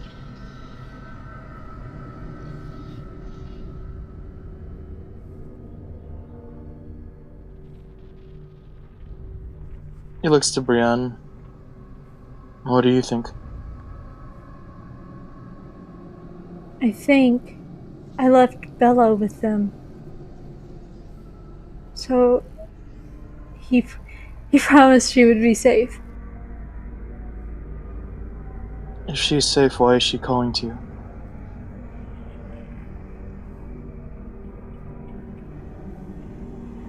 It's getting closer and closer. Closing. You can smell the fresh blood on this thing's claws. Whenever it tore open. Let's...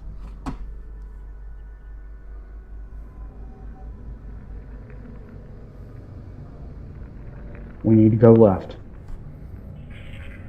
He looks to Breanne again. Breanne will look at Thomas.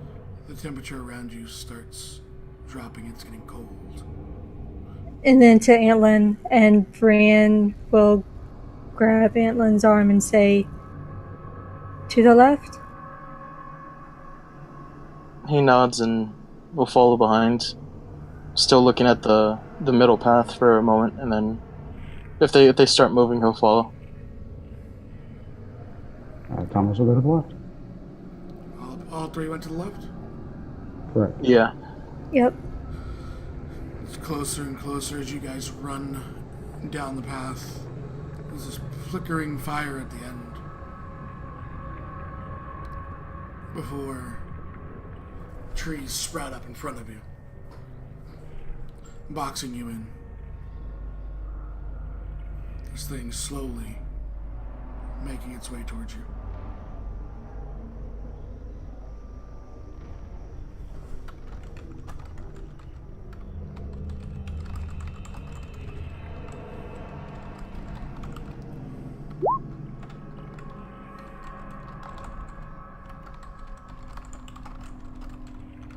He looks to Thomas. Down.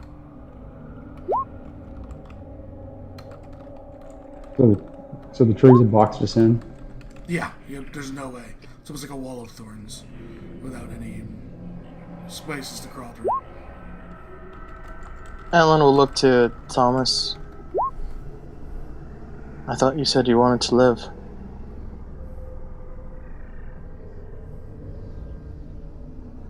What makes you think I'm not?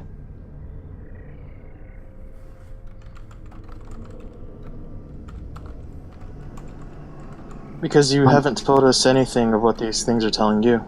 Thomas You've shakes his head. What have they been telling you?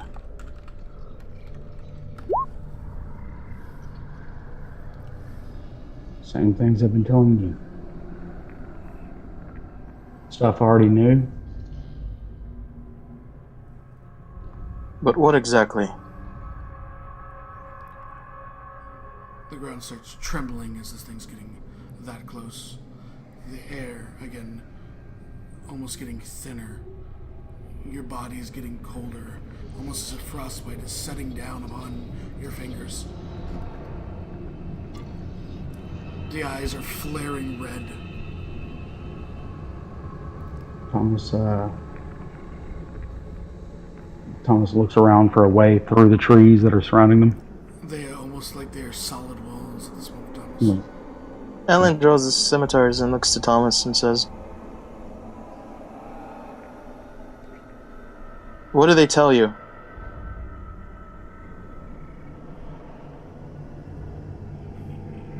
Thomas looks at him. We have bigger things to worry about right now.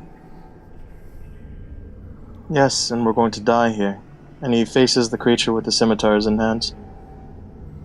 Breanne will pull her glaive and look at the creature, and she'll say, "I would rather die to you than kill my allies." The ground trembles again as it's almost within reach.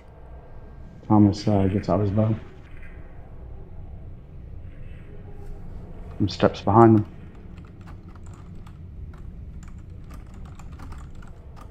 I'm sure this is probably a better death than what Black is going to give us. It raises its claw, ready to strike. You can see that almost these claws are growing and just coming out, making nasty, just looking almost like scythes out of their fingers, about to come and slice through. Is anyone doing anything? The wall's still behind us, right? Yeah. Yep. Thomas will shoot. Who's Thomas Al- shooting? The creature. Antlyn's charging the creature. Breanne will slash at the creature. Arrows hits it. Not affected. Antlyn Okay. charges up, gets backhanded back past you, Thomas, into the wall. He just looks at you, Breanne, as you go to swing. And it just lets out this cold, as you can just feel the air crackle and shatter. It's just all of you. Everything goes dark, and then it feels like you're falling in darkness.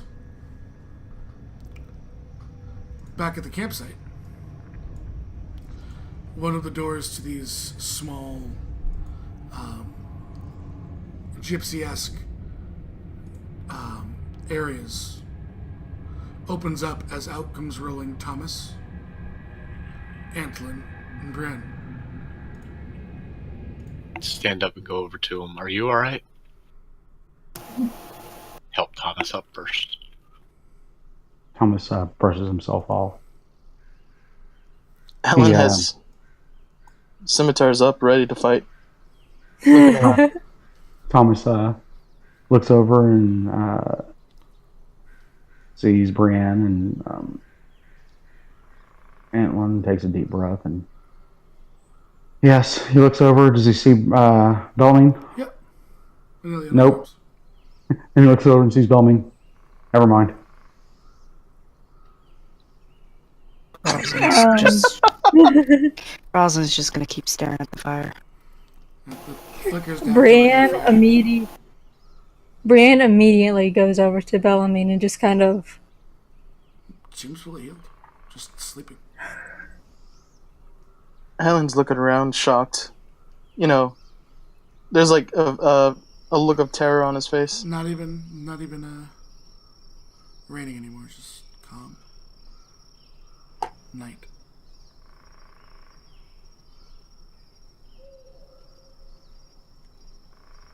Where is it?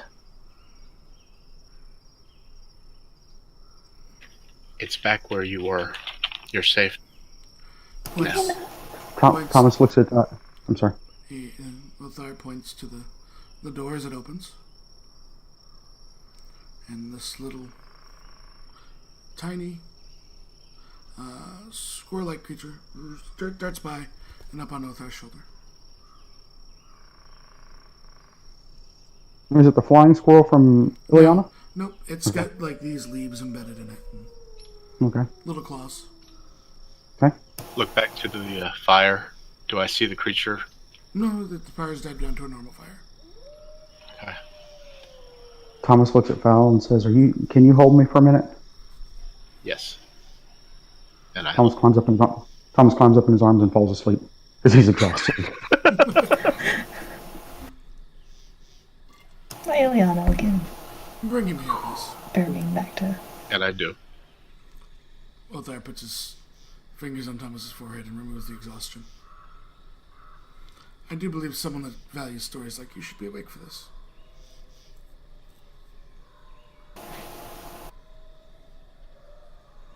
Huh? What? Is it time for school? Yes. It's time for school. Crap, I didn't do my project! You are stubborn. Yeah, Alan still looks shook. He's holding his blades up defensively, and then slowly sheaps them. Come sit and eat. The black cannot reach you in these lands.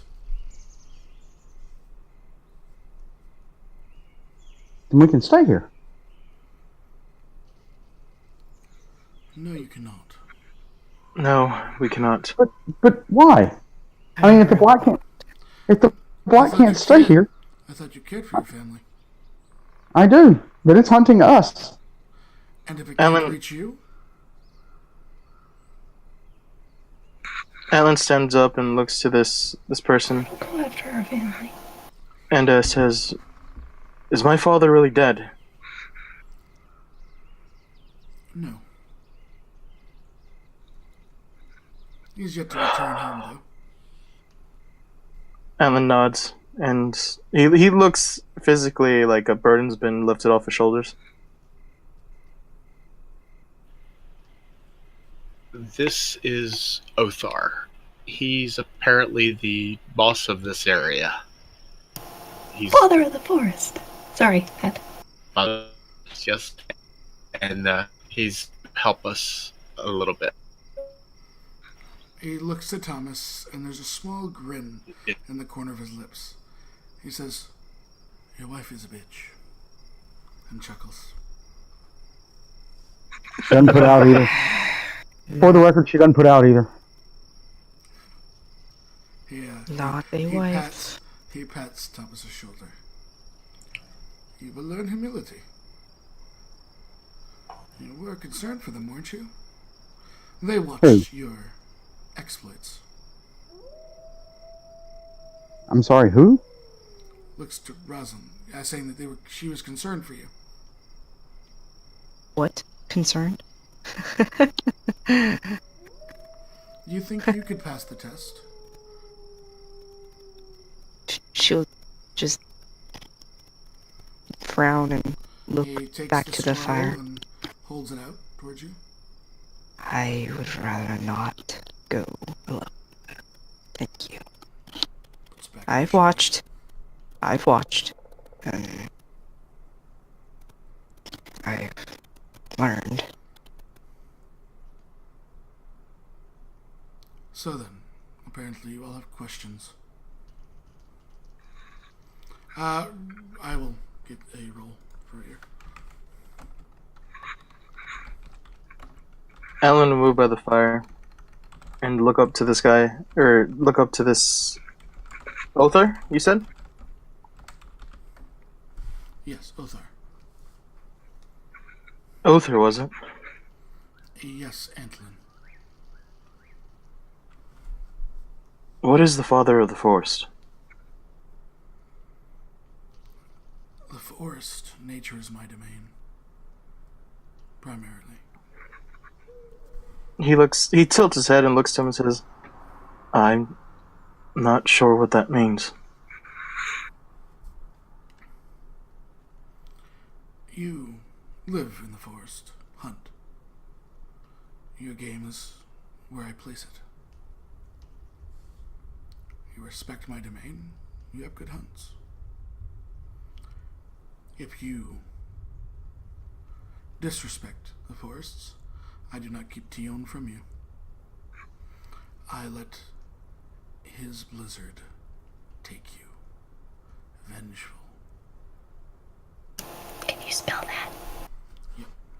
Thank you. Othar.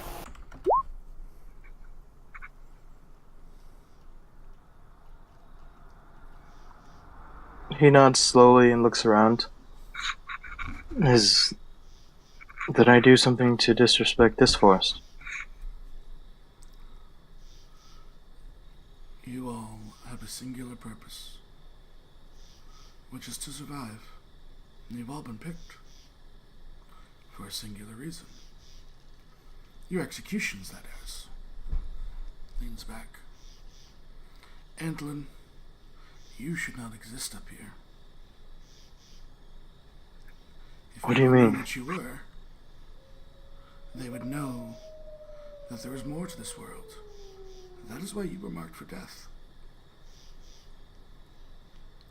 You would have died alone on a hunt, never seeing it. 2 blades across your neck, drowned out, and you wonder who else she would have gone for? Your father. Because he has more of an idea of what you are than he would like to tell you.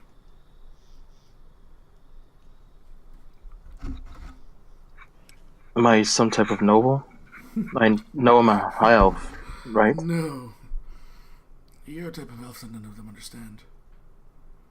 For the good of everything. Drawn to that cave. You always wanted to explore it.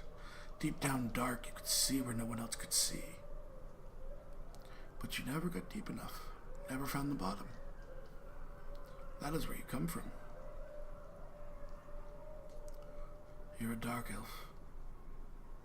Cast aside by your people because your skin was not right.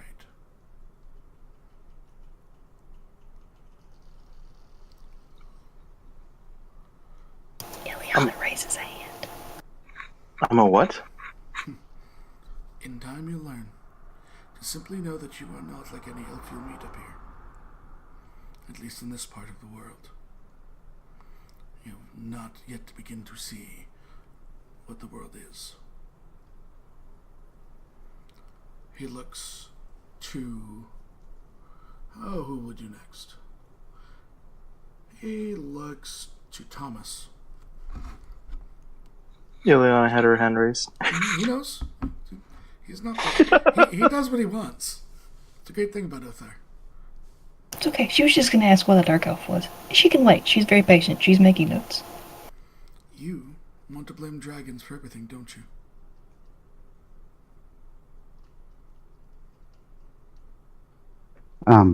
Not everything. No. Because as far as I've been watching, everything's the dragon's fault. Ever since the dragon showed up, yes, it is the dragon's fault. Oh, They're the no. end of the world. You signed your family's death warrant long ago. As but an inquisitive child.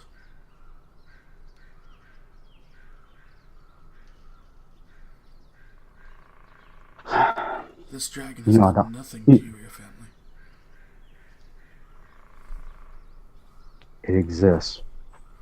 It existed hundreds of years before you were born.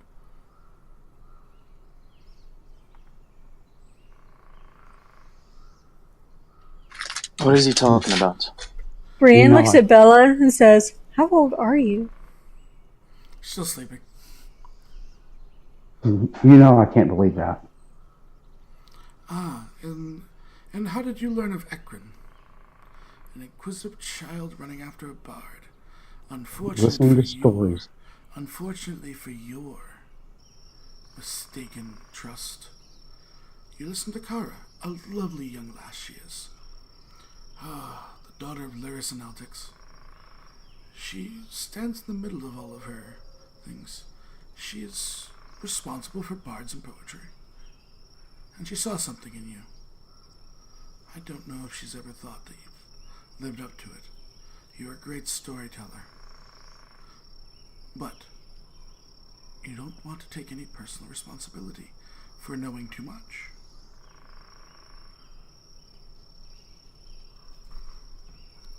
And I will spell Kara in case you guys didn't write down last time. Okay. Kara and the daughter of Lyra and Dondras? Is that what you said? I will give you that part. Thank you.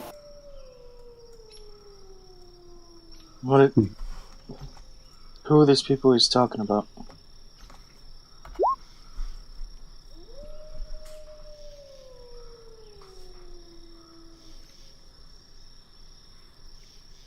I'm not sure who Lyris and Optics are. So many names I've never heard of. But you knew of Marine. And you've met Zynos, Thomas. He offered you to kill every last person. To spare you. He is a man of his word. He'll never trust one of Sirius's offspring. Not after his heart was broken. Thomas looks up. And he goes, by Marine. Yes. The story. What did she call herself when she talked to you? I don't know what her different aliases are, I'm sorry. Anya the Black. No, she's talking to you about the bard lady. Oh, scrolls.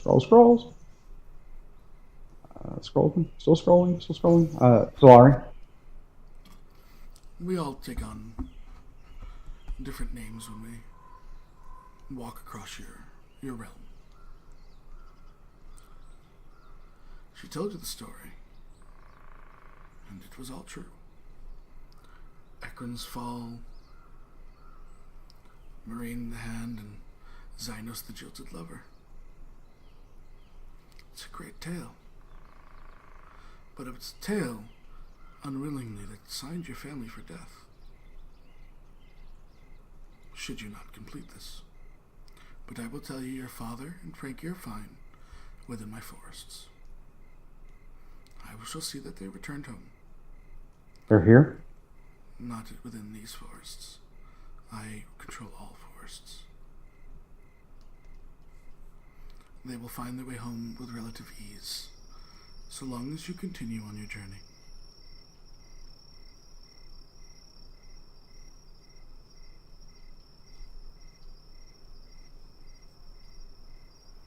Thomas looks at the group. He looks hard at Antlyn. And then looks hard. Antlyn looks back. And looks hard at Bella. And says, I don't know if I can. Why do you not know that you can? You were born for greater things.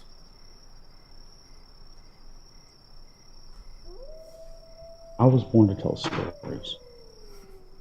He smiles. You were.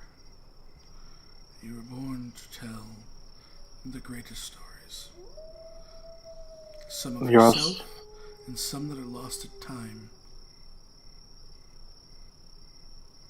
This journey that you are on will uncover the truths about the world, ones that Sirius once buried away,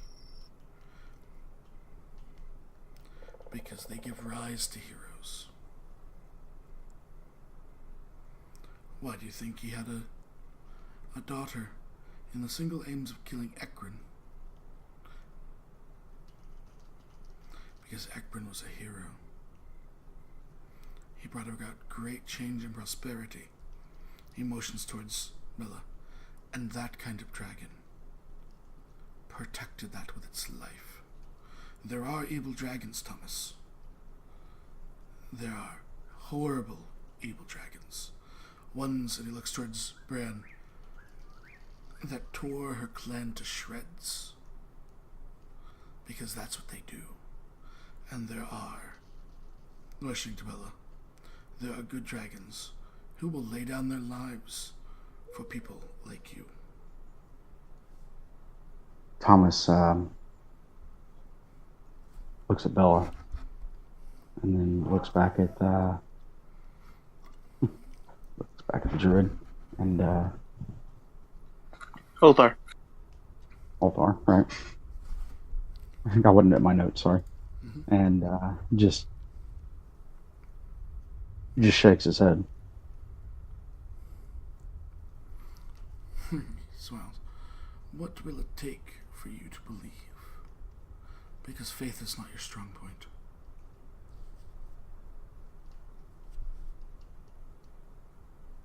Thomas just goes, I don't know if I ever can. So many stories about them ending the world.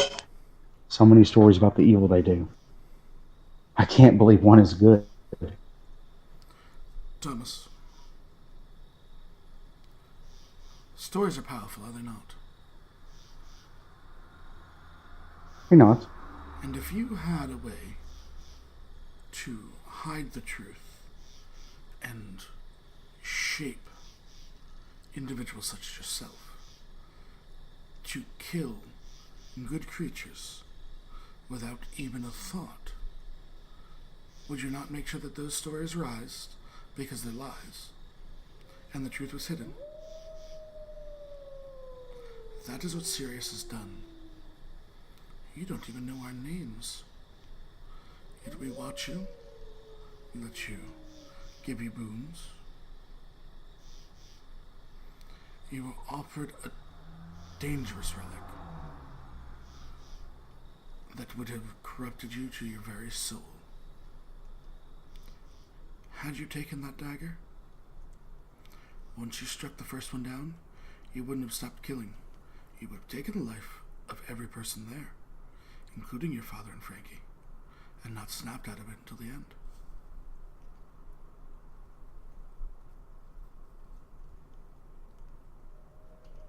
Thomas listens. Because Xynos is all about murder, where Sirius is about lies and secrets.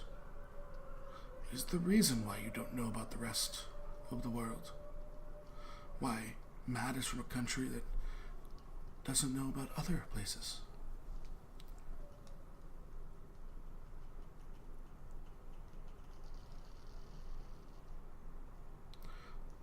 The world is huge and it needs heroes.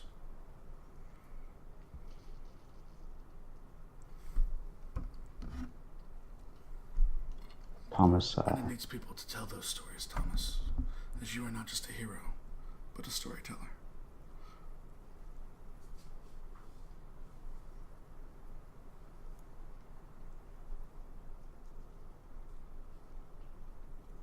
Thomas just, listens and obviously has, is fighting with himself, about this. Antlyn looks at Thomas and just speaks up and says, and for the record, that threat I made before with the black, I didn't know. Thomas looks at him, puts his hand up, and he goes, don't. Don't. Just don't. He looks to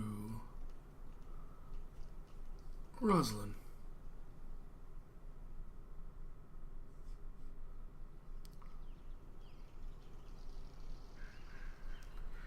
And what do you think brought you in here? Why are you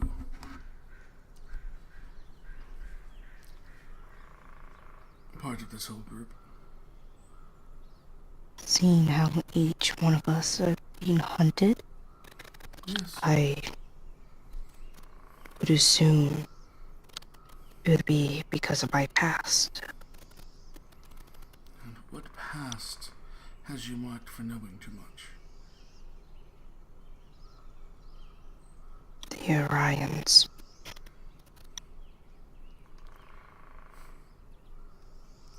One of your first adventures, you brought back a tome, did you not?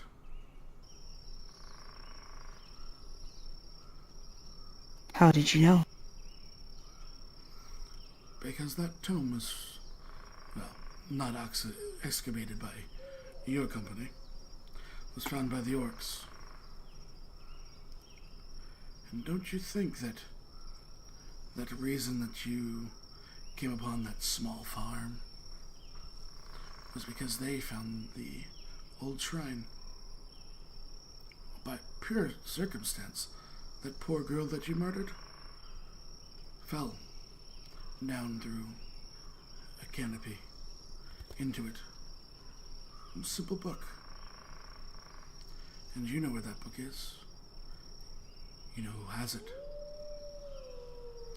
You know that it'll be sold, and whoever touches that book will die. Unfortunately for you, that book has been procured by your patron family.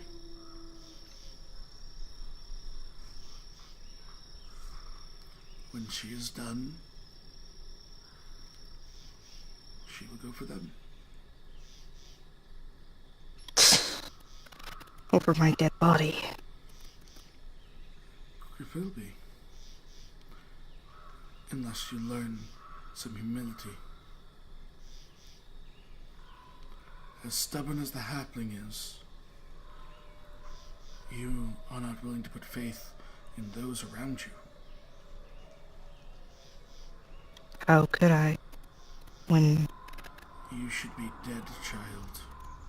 Your body has taken more wounds than would allow you to be standing here before us if it wasn't for those witches that you think in your mind. Maad shudders. No, are shudders. you talking about the ones who put the Acaen back to the earth? That was me. That was you whispering in our ears. No, there was others we were discussing. Some of you showed great promise that day. Like Who was... Roselynn. She showed bravery, an unyielding will to fight. But she's lost that flame already. All because you found out her one mistake that she needed to survive. Instead of worrying about atoning for it, she'd worried what you thought. Roselynn, like, bites her lip and she'll just be very quiet. That shall take us to Maad, the man from the north. The man that bargained his very soul to escape her once. Save the people. Unfortunately, who then murdered. Yes. But you bargained her with one of the creatures from here. The wilds. The dark wilds. The question is, why do you continue to fight, Maad?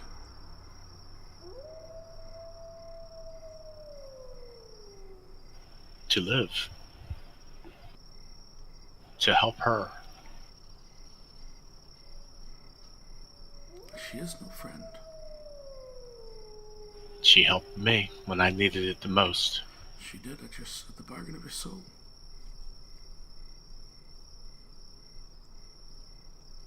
I made a deal and I'll stick to it. I have to respect that, you know. What? I have to respect that, you know. Thank you. But don't be giving up your soul so quickly.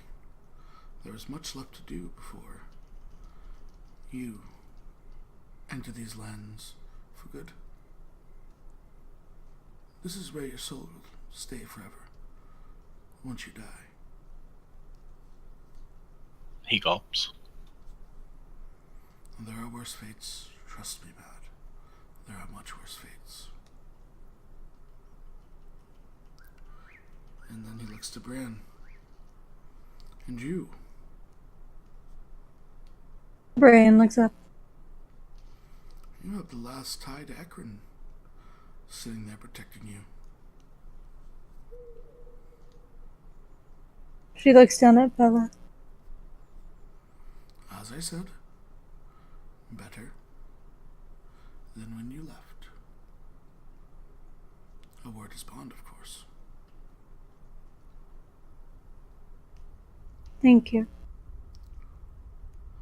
And she is also the reason you're being hunted.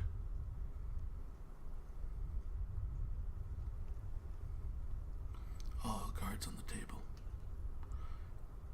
You know the location of Acaen's Hollow. Out of everyone, the location. There is a reason she doesn't want you to leave the southern lands. Because there's very few weapons that can kill her here. Or where you reside, Maad. Inside Acaen's Hollow, there is an armory. And as he was partly one of us, he has weapons befitting to kill her. The question is, are you all brave enough to travel those lands to confront the tribe and the dragon? Or do you simply keep running? Thomas just takes a deep breath. He then looks to Illiyanna. My dear, your arm must be tired by now. I'm used to it. You are simply dead, or wanted dead, because you spoke with the village elder and learned of magic. He had been alive for thousands of years. He must have learned so much. Oh, he did, and that's what got him killed. Oh. But, and she burned all the books that you probably wrote. I really don't like knowledge. But that doesn't mean the knowledge is not out there. We could find it again. And the world is full of it.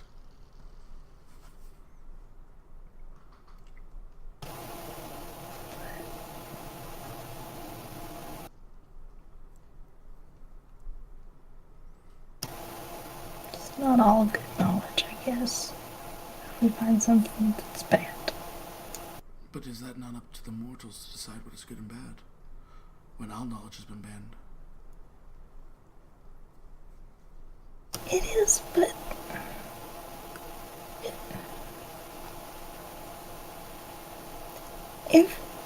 If we don't know, then it's really easy to make a mistake. And I guess that's how we know too. And another way of learning.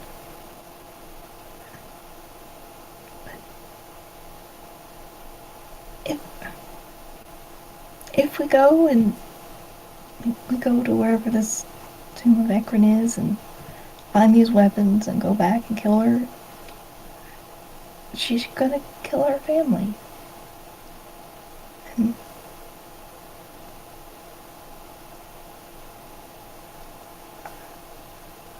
I don't... It has been nearly 5,200 years where Sirius has hidden knowledge from the world. And it will continue until some mortals are willing to take a stand. But how do you... It's not right. He's hidden all that knowledge from everybody else when it gives him the right to decide who gets to know what. Because he is the god god of lies and secrets. And he's willing to circumvent the laws we've set for ourselves. Why? Why? Because he cares only about lies and secrets, my dear. He will have blacks as long as they aren't killed. And Anya shows me no sort of mistake that her sister made.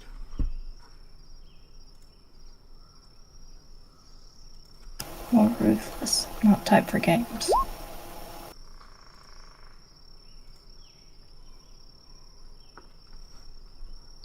Why are we chosen? How are we expected to kill this thing called a god? Anya's no god. What is he? She? So, well, I believe it to be like story time. Is it not? You hear a kind of rustling in the forest outside of your vision as a beautiful female with long, blonde, almost golden hair walks, and the little pin you had, Firefly, Yeah. begins to glow. Oh! She looks down. It's not done that before. Just so you guys all know what it looks like. Is it like hot? No, just glows brightly. It's pretty. She walks out slowly, and he smiles to her. Your knowledge might be slightly off. You call the aspect the father of knowledge, do you not? Father of culture. Yeah. He chuckles heartily that almost the trees, seemingly at the same time, chuckle with laughter around you.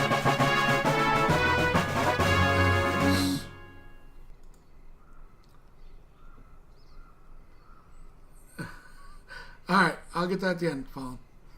There was a donation. Oh, thank you. She walks forward, she goes, yes, they couldn't even get my gender right, could they? Sorry. When she speaks, is it the voice that he heard back at the Etten fight? Or is it... I can't remember which ones talked to you. I'll give you I'll go back and double check, because I had it in my notes. I just can't find it. Okay. I'll get it right in my notes, though. You may call me Lyris. She sits next to him. I covet knowledge, speech, and writing. You see, even we were created. Do you care to know how this all started and looks towards Thomas? A good story. Let's hear it. Story time. He smiles. She smiles towards you, Thomas says, I do apologize for Kara. She, my triplets were, well, they tend to mean well. Yeah, she means to kill us. She meant to bestow you with knowledge. She saw your ability to tell for a story, even if you're not what she normally would work with. I thought the Black was trying to kill us. I thought that was Kara. Oeris, the god of beginnings, and Elder, the god of destructions. I'll get you the names at the end. Thank you. Okay. Were Sorry. all that remained after a great war of gods. Worlds had risen and fallen, as their eternal game had played out over and over again. Oeris would weep as he saw many of his world destroyed by Eladar, and he had set out to create life once again. As Wera shaped the coasts of the oceans, pulling up the continent of Ponari as a massive landscape which began to see the early stages of life known as the Elder Races. Elder would arrive, pulling the shadows from around the world, creating the lower planes and the Shadowlands. A final wager was made between the pair of them, which would allow the world to play out, and neither would interfere. Eldar would see his side losing, would attempt to directly influence events, where this final battle took place between them, shattering both old gods into their children, which Lyris and Othar, and Moishi both, are but two of them. We are what you call the Greater Gods. You have Ogella, who is known as the Mother. You have Anaxis, known as the Reaper. Othar, the Father of the Forests, and Tion, the Vengeful Storm. You have myself, known as the Father of Culture, and she chuckles as she says it. And you have Sirius, known as the Whispered One. You have Altix, known as the Spirit of the Spirit of Battle, and you have Extun. She is known as the Spirit of Rage. You have Apula, known as the Mistress of Magic, and you have Ikmos, known as the Bloodfather. Those are the children that came out. Since then, we have reproduced into lesser deities. You have met Xynos, who is one, the son of Anaxis and Extun, who covets murder over all else. And don't worry, I'm already working on it. Thank you. So, if we are chosen also, is there, besides the Black, another group to fight us? Is that how this works? You, mortals, have been chosen as champions.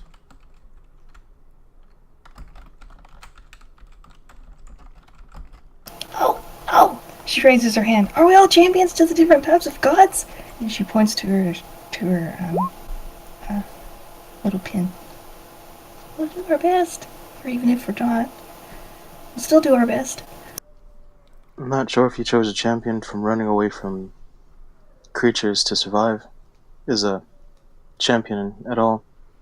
Antlyn kind of like rubs the back of his head. Othar chuckles. You worry about running. I worry about you respecting the hunt. Sorry, I interrupted your typing. It's more of survival for me, as it always has been.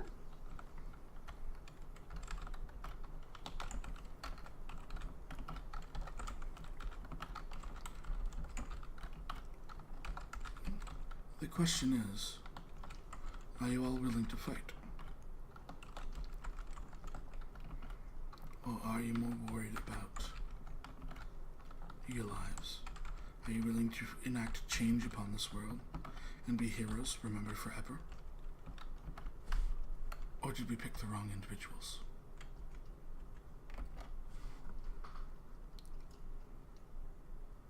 To survive, we must fight. I'm willing.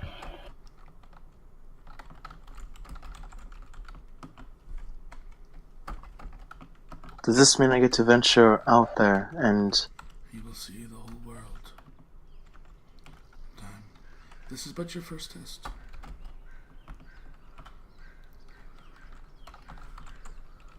Alan will look to everyone slowly, looking at each of them, and then slowly nod.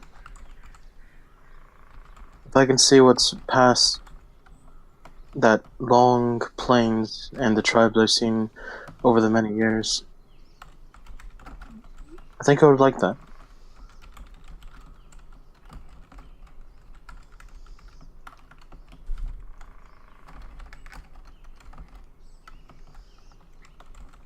Maad would look at Thomas.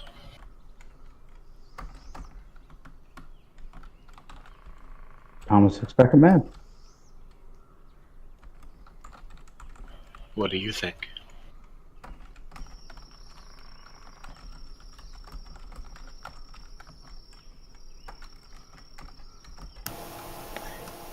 Yeah.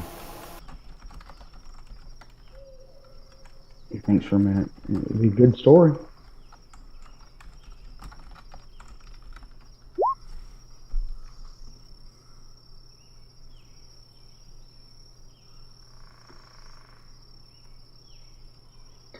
Looks to Illiyanna.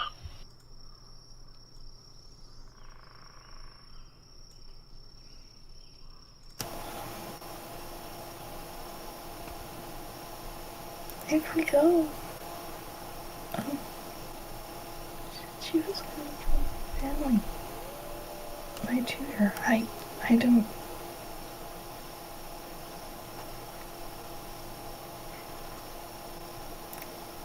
I don't really care about me, but I care about them because they can still do things, and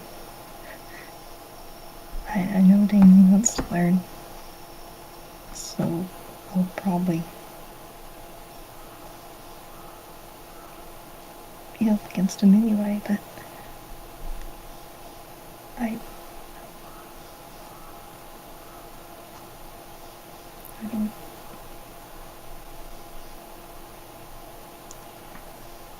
Maybe if we're quick, and we go.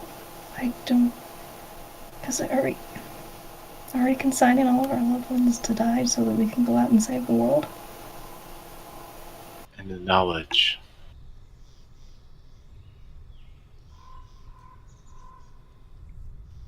And the knowledge is good too. I have not asked you to sacrifice your loved ones.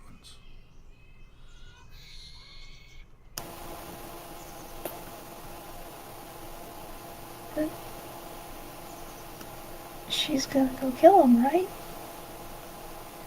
She said, If we leave.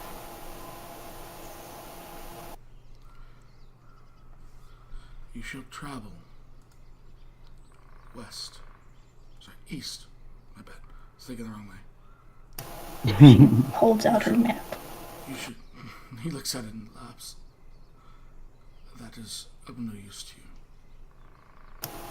Oh, she flips it over to hands him the pin. You shall travel east from where I've let you sleep. Past Lake Elm. Or past Wild Shell. Your choice. Past the Shade Coast to the Shaded Monastery. You're familiar with that, are you not, Breanne? Breanne nods. She says, they are my family. A day to the southeast of the Shaded Monastery along the mountains shall find a path. At the top of the path, which is still in your lands, you shall climb the mountain, and there's a small cave with a shrine in it. Your entire journey will be judged to that point. Pass your tests from this moment on, and the daughter of Altix and Apula will give her boon to your loved ones. She will take them, place them in a sleep where they are safe, so that you may confront the Black in Ekron's Hollow. Icona. Brienne's gonna raise her hand. She looks. I just had a question that I've been wondering for a really long time. Do you or any of you know who it was that commanded the dragon? I think you know deep down within you.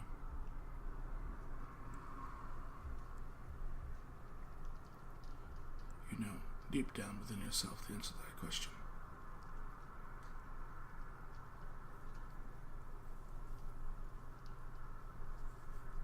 Breanne looks at her and just gives her a slight nod. And she looks right back down at Bella and... How's Bella doing? She's good, she's sleeping. She's still sleeping? Okay. She checks on her like every few minutes. Yeah. I think then it'll be okay. I'm sorry. I know I'm probably not doing so good. But more knowledge is good, right? Yes. So then, you all accept the task that you've been judged for. If we can reach the mountains, I can be somewhat of a good guide. You have never seen these mountains before. Yet, Are they not? Are they not like the Misty Peak? They are far past Lake Hill, on the other side of the water.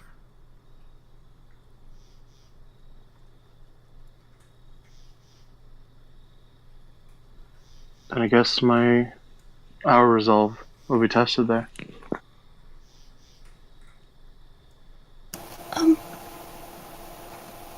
Illiyanna,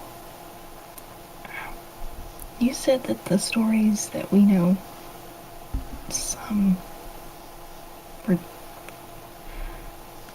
twisted, made the others sound important or seem better.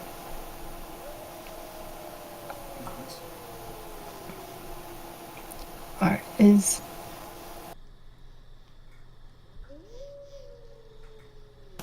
there still good stories out there? There's plenty of great stories out there for you. You must simply seek them out. Ancient libraries buried beneath the very land themselves, full of books and knowledge, lost tens of thousands of years ago. When civilizations boomed, when mages walked the streets.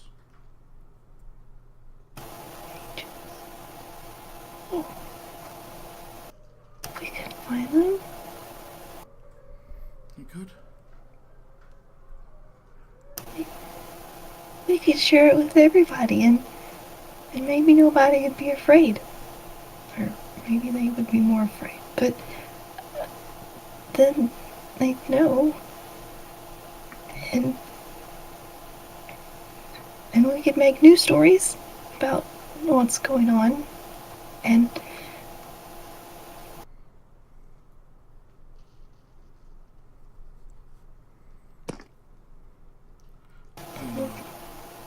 we'd learn a lot, hopefully. And start to teach. He puts his hands down to each That's the person. smile. He hands you a green stone and a red stone. To each person. And they start to walk away. Sleep with the green stone if you wish to continue your journey. Sleep with the red stone if you do not have the resolve. And they simply stand up and begin to walk away. Enjoy your rest. You'll have many days between you and her. I suggest you use them wisely. Can I ask you one thing before you leave? And he stops. They both do. He pulls out his map and says, "Can you show me special herbs, if any?" He chuckles.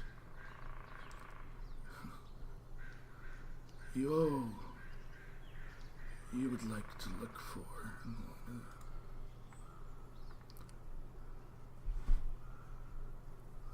the purple followed holly, if you ever come across it.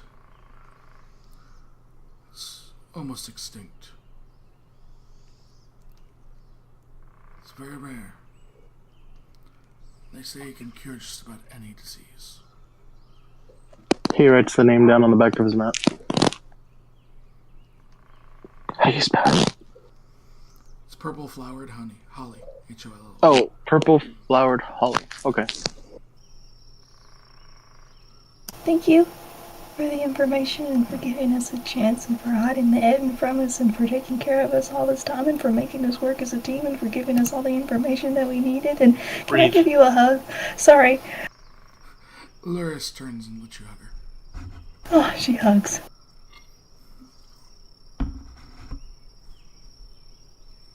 And they simply start to walk away. Thank you. Don't thank us yet. You still have trials ahead of you. They disappear into the mist. As you look around, the fire is still raging. The halflings are gone. And each of you is left with a bedroll and the 2 stones. I need all of you to whisper to me which stone you sleep with.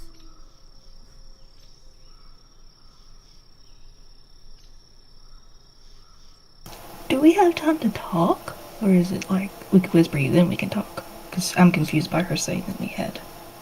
If anyone wishes to withdraw from the task they've laid before you, they sleep with the red stone. Green go, red leave. In character.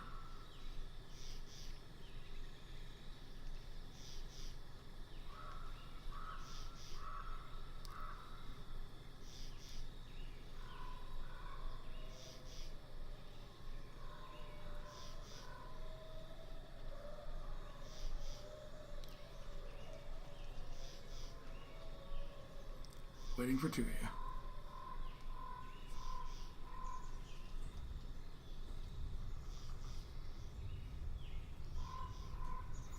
Waiting on 1 person.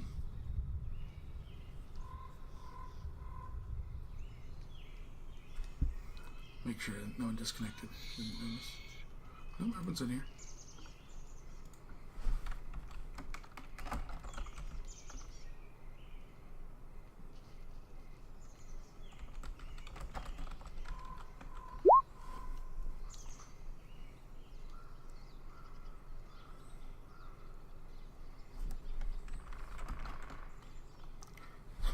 So as soon as 5 of you have selected your stones, you drift off in an unnaturally restful sleep.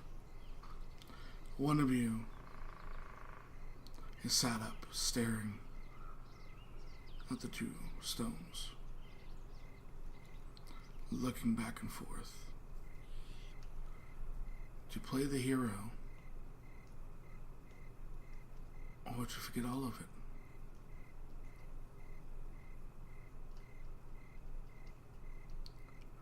They ponder, looking at each of you as you sleep, attempting to come to their decision,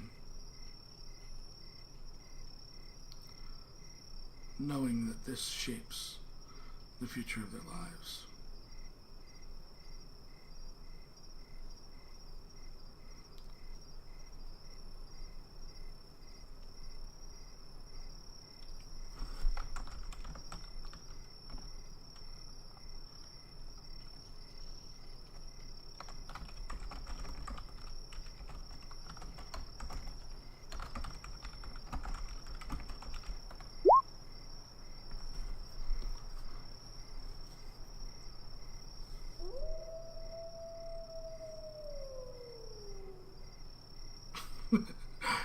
I love the first 3 words. Finally resolving themselves to the stone color. They take the other one and, shaking their head, throw it towards the woods, falling asleep on their bedroll. Each of you wake up inside a forest clearing as you kind of wake up looking around. Everything's normal. Sun's in the normal position. And Antlyn, Maad, Roselynn, Breanne, and Illiyanna, all of you sit up looking at each other, realizing you slept with the green stones, which are buzzing.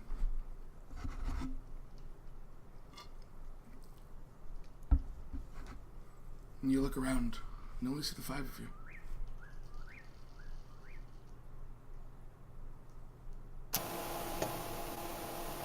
Thomas? She checks under her robes. They're talking. Checks under the. Did we? Is our bed rolls with us? Yeah, you're sleeping on the bedrolls and Check under my bed roll. So you possibly slept on Thomas? That'd be interesting. No Thomas. Okay.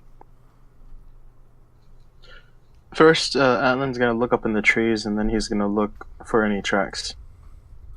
There's nothing up in the trees. You can see all the way to the sky tops. Trees are not as tall as they were when you went to sleep. And you see no tracks. Okay. Guess he chose red. I don't want to believe that. Me either. Thomas. And why is that?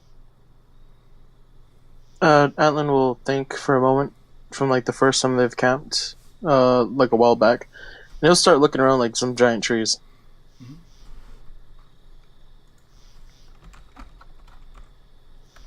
Because the story might be... I think the story is too good for him to give up.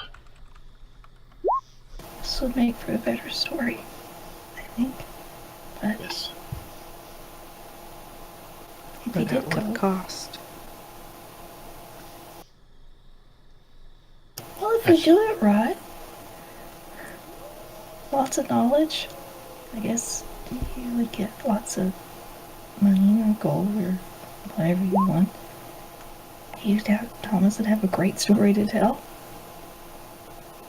I guess Maad could go home and Antlyn would learn about all the world has to offer, and Breanne and Bellarmine would have avenged their clan. Where's Bellarmine? Sleeping. I'd like... Go ahead. No, you go ahead. I'd like to Just think walked out from that... behind the tree. God, can't a god just take a piss and be left alone? Good to see you, Thomas. So you left. Each of you will roll me a D100. Oh, Whispered.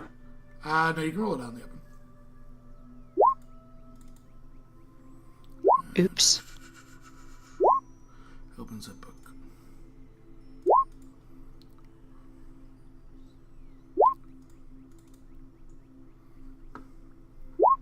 You see the message stuff?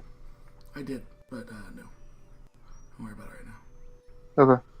The green stones begin to heat slightly. As... Okay, Roselynn first. A green stone drops to the ground as it heats up. And in a flash of this blue-green energy, a pair of gloves sit there. Yeah, witchcraft.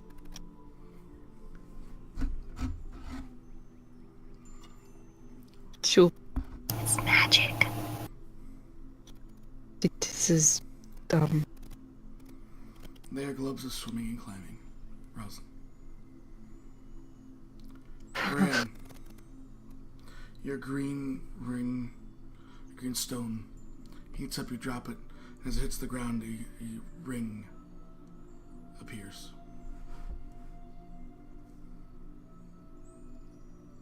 She picks it up. It is a ring of jumping. Nice. Antlyn, your green stone drops to the ground. As it rolls, a scimitar appears. He looks it over and picks it up. It's much nicer. Much magical essence. You can just pick it up. You swing, it is a +1 scimitar. Maad.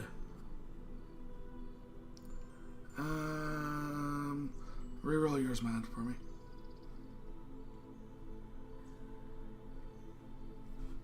Man has a 19. Oh. Yeah, doesn't matter.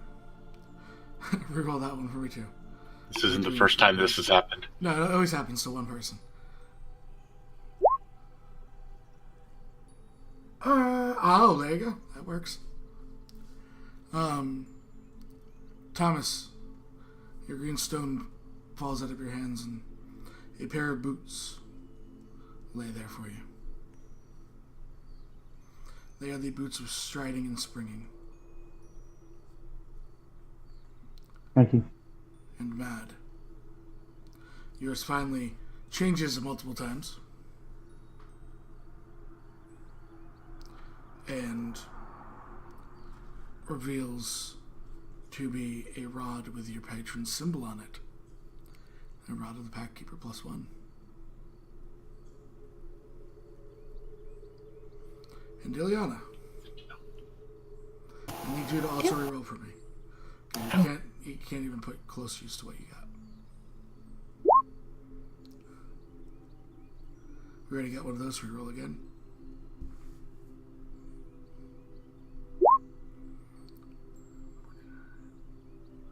A pair of purple slippers appear from your green stone.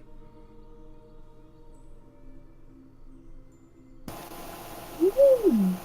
They are slippers of spider climbing. Ooh.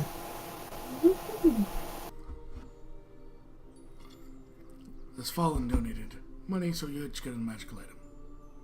Oh, Thank you, Fallen. Thank you, Fallen. thank you, Fallen. And you hear a number of voices from around you as they begin.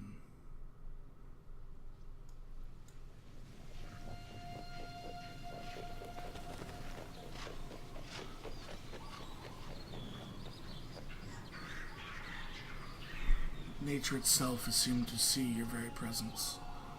Moving around, birds fly, big hulking bears coming through you as you are surrounded in this forest. It seems as nature itself is about to strike you down.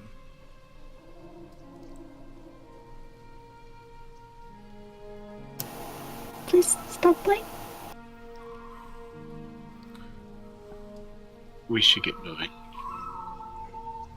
Alan holds both his new scimitar and the scimitar in his other hand, looking around. I want to kind of look for a mossy rock, or a log, either one. Yep.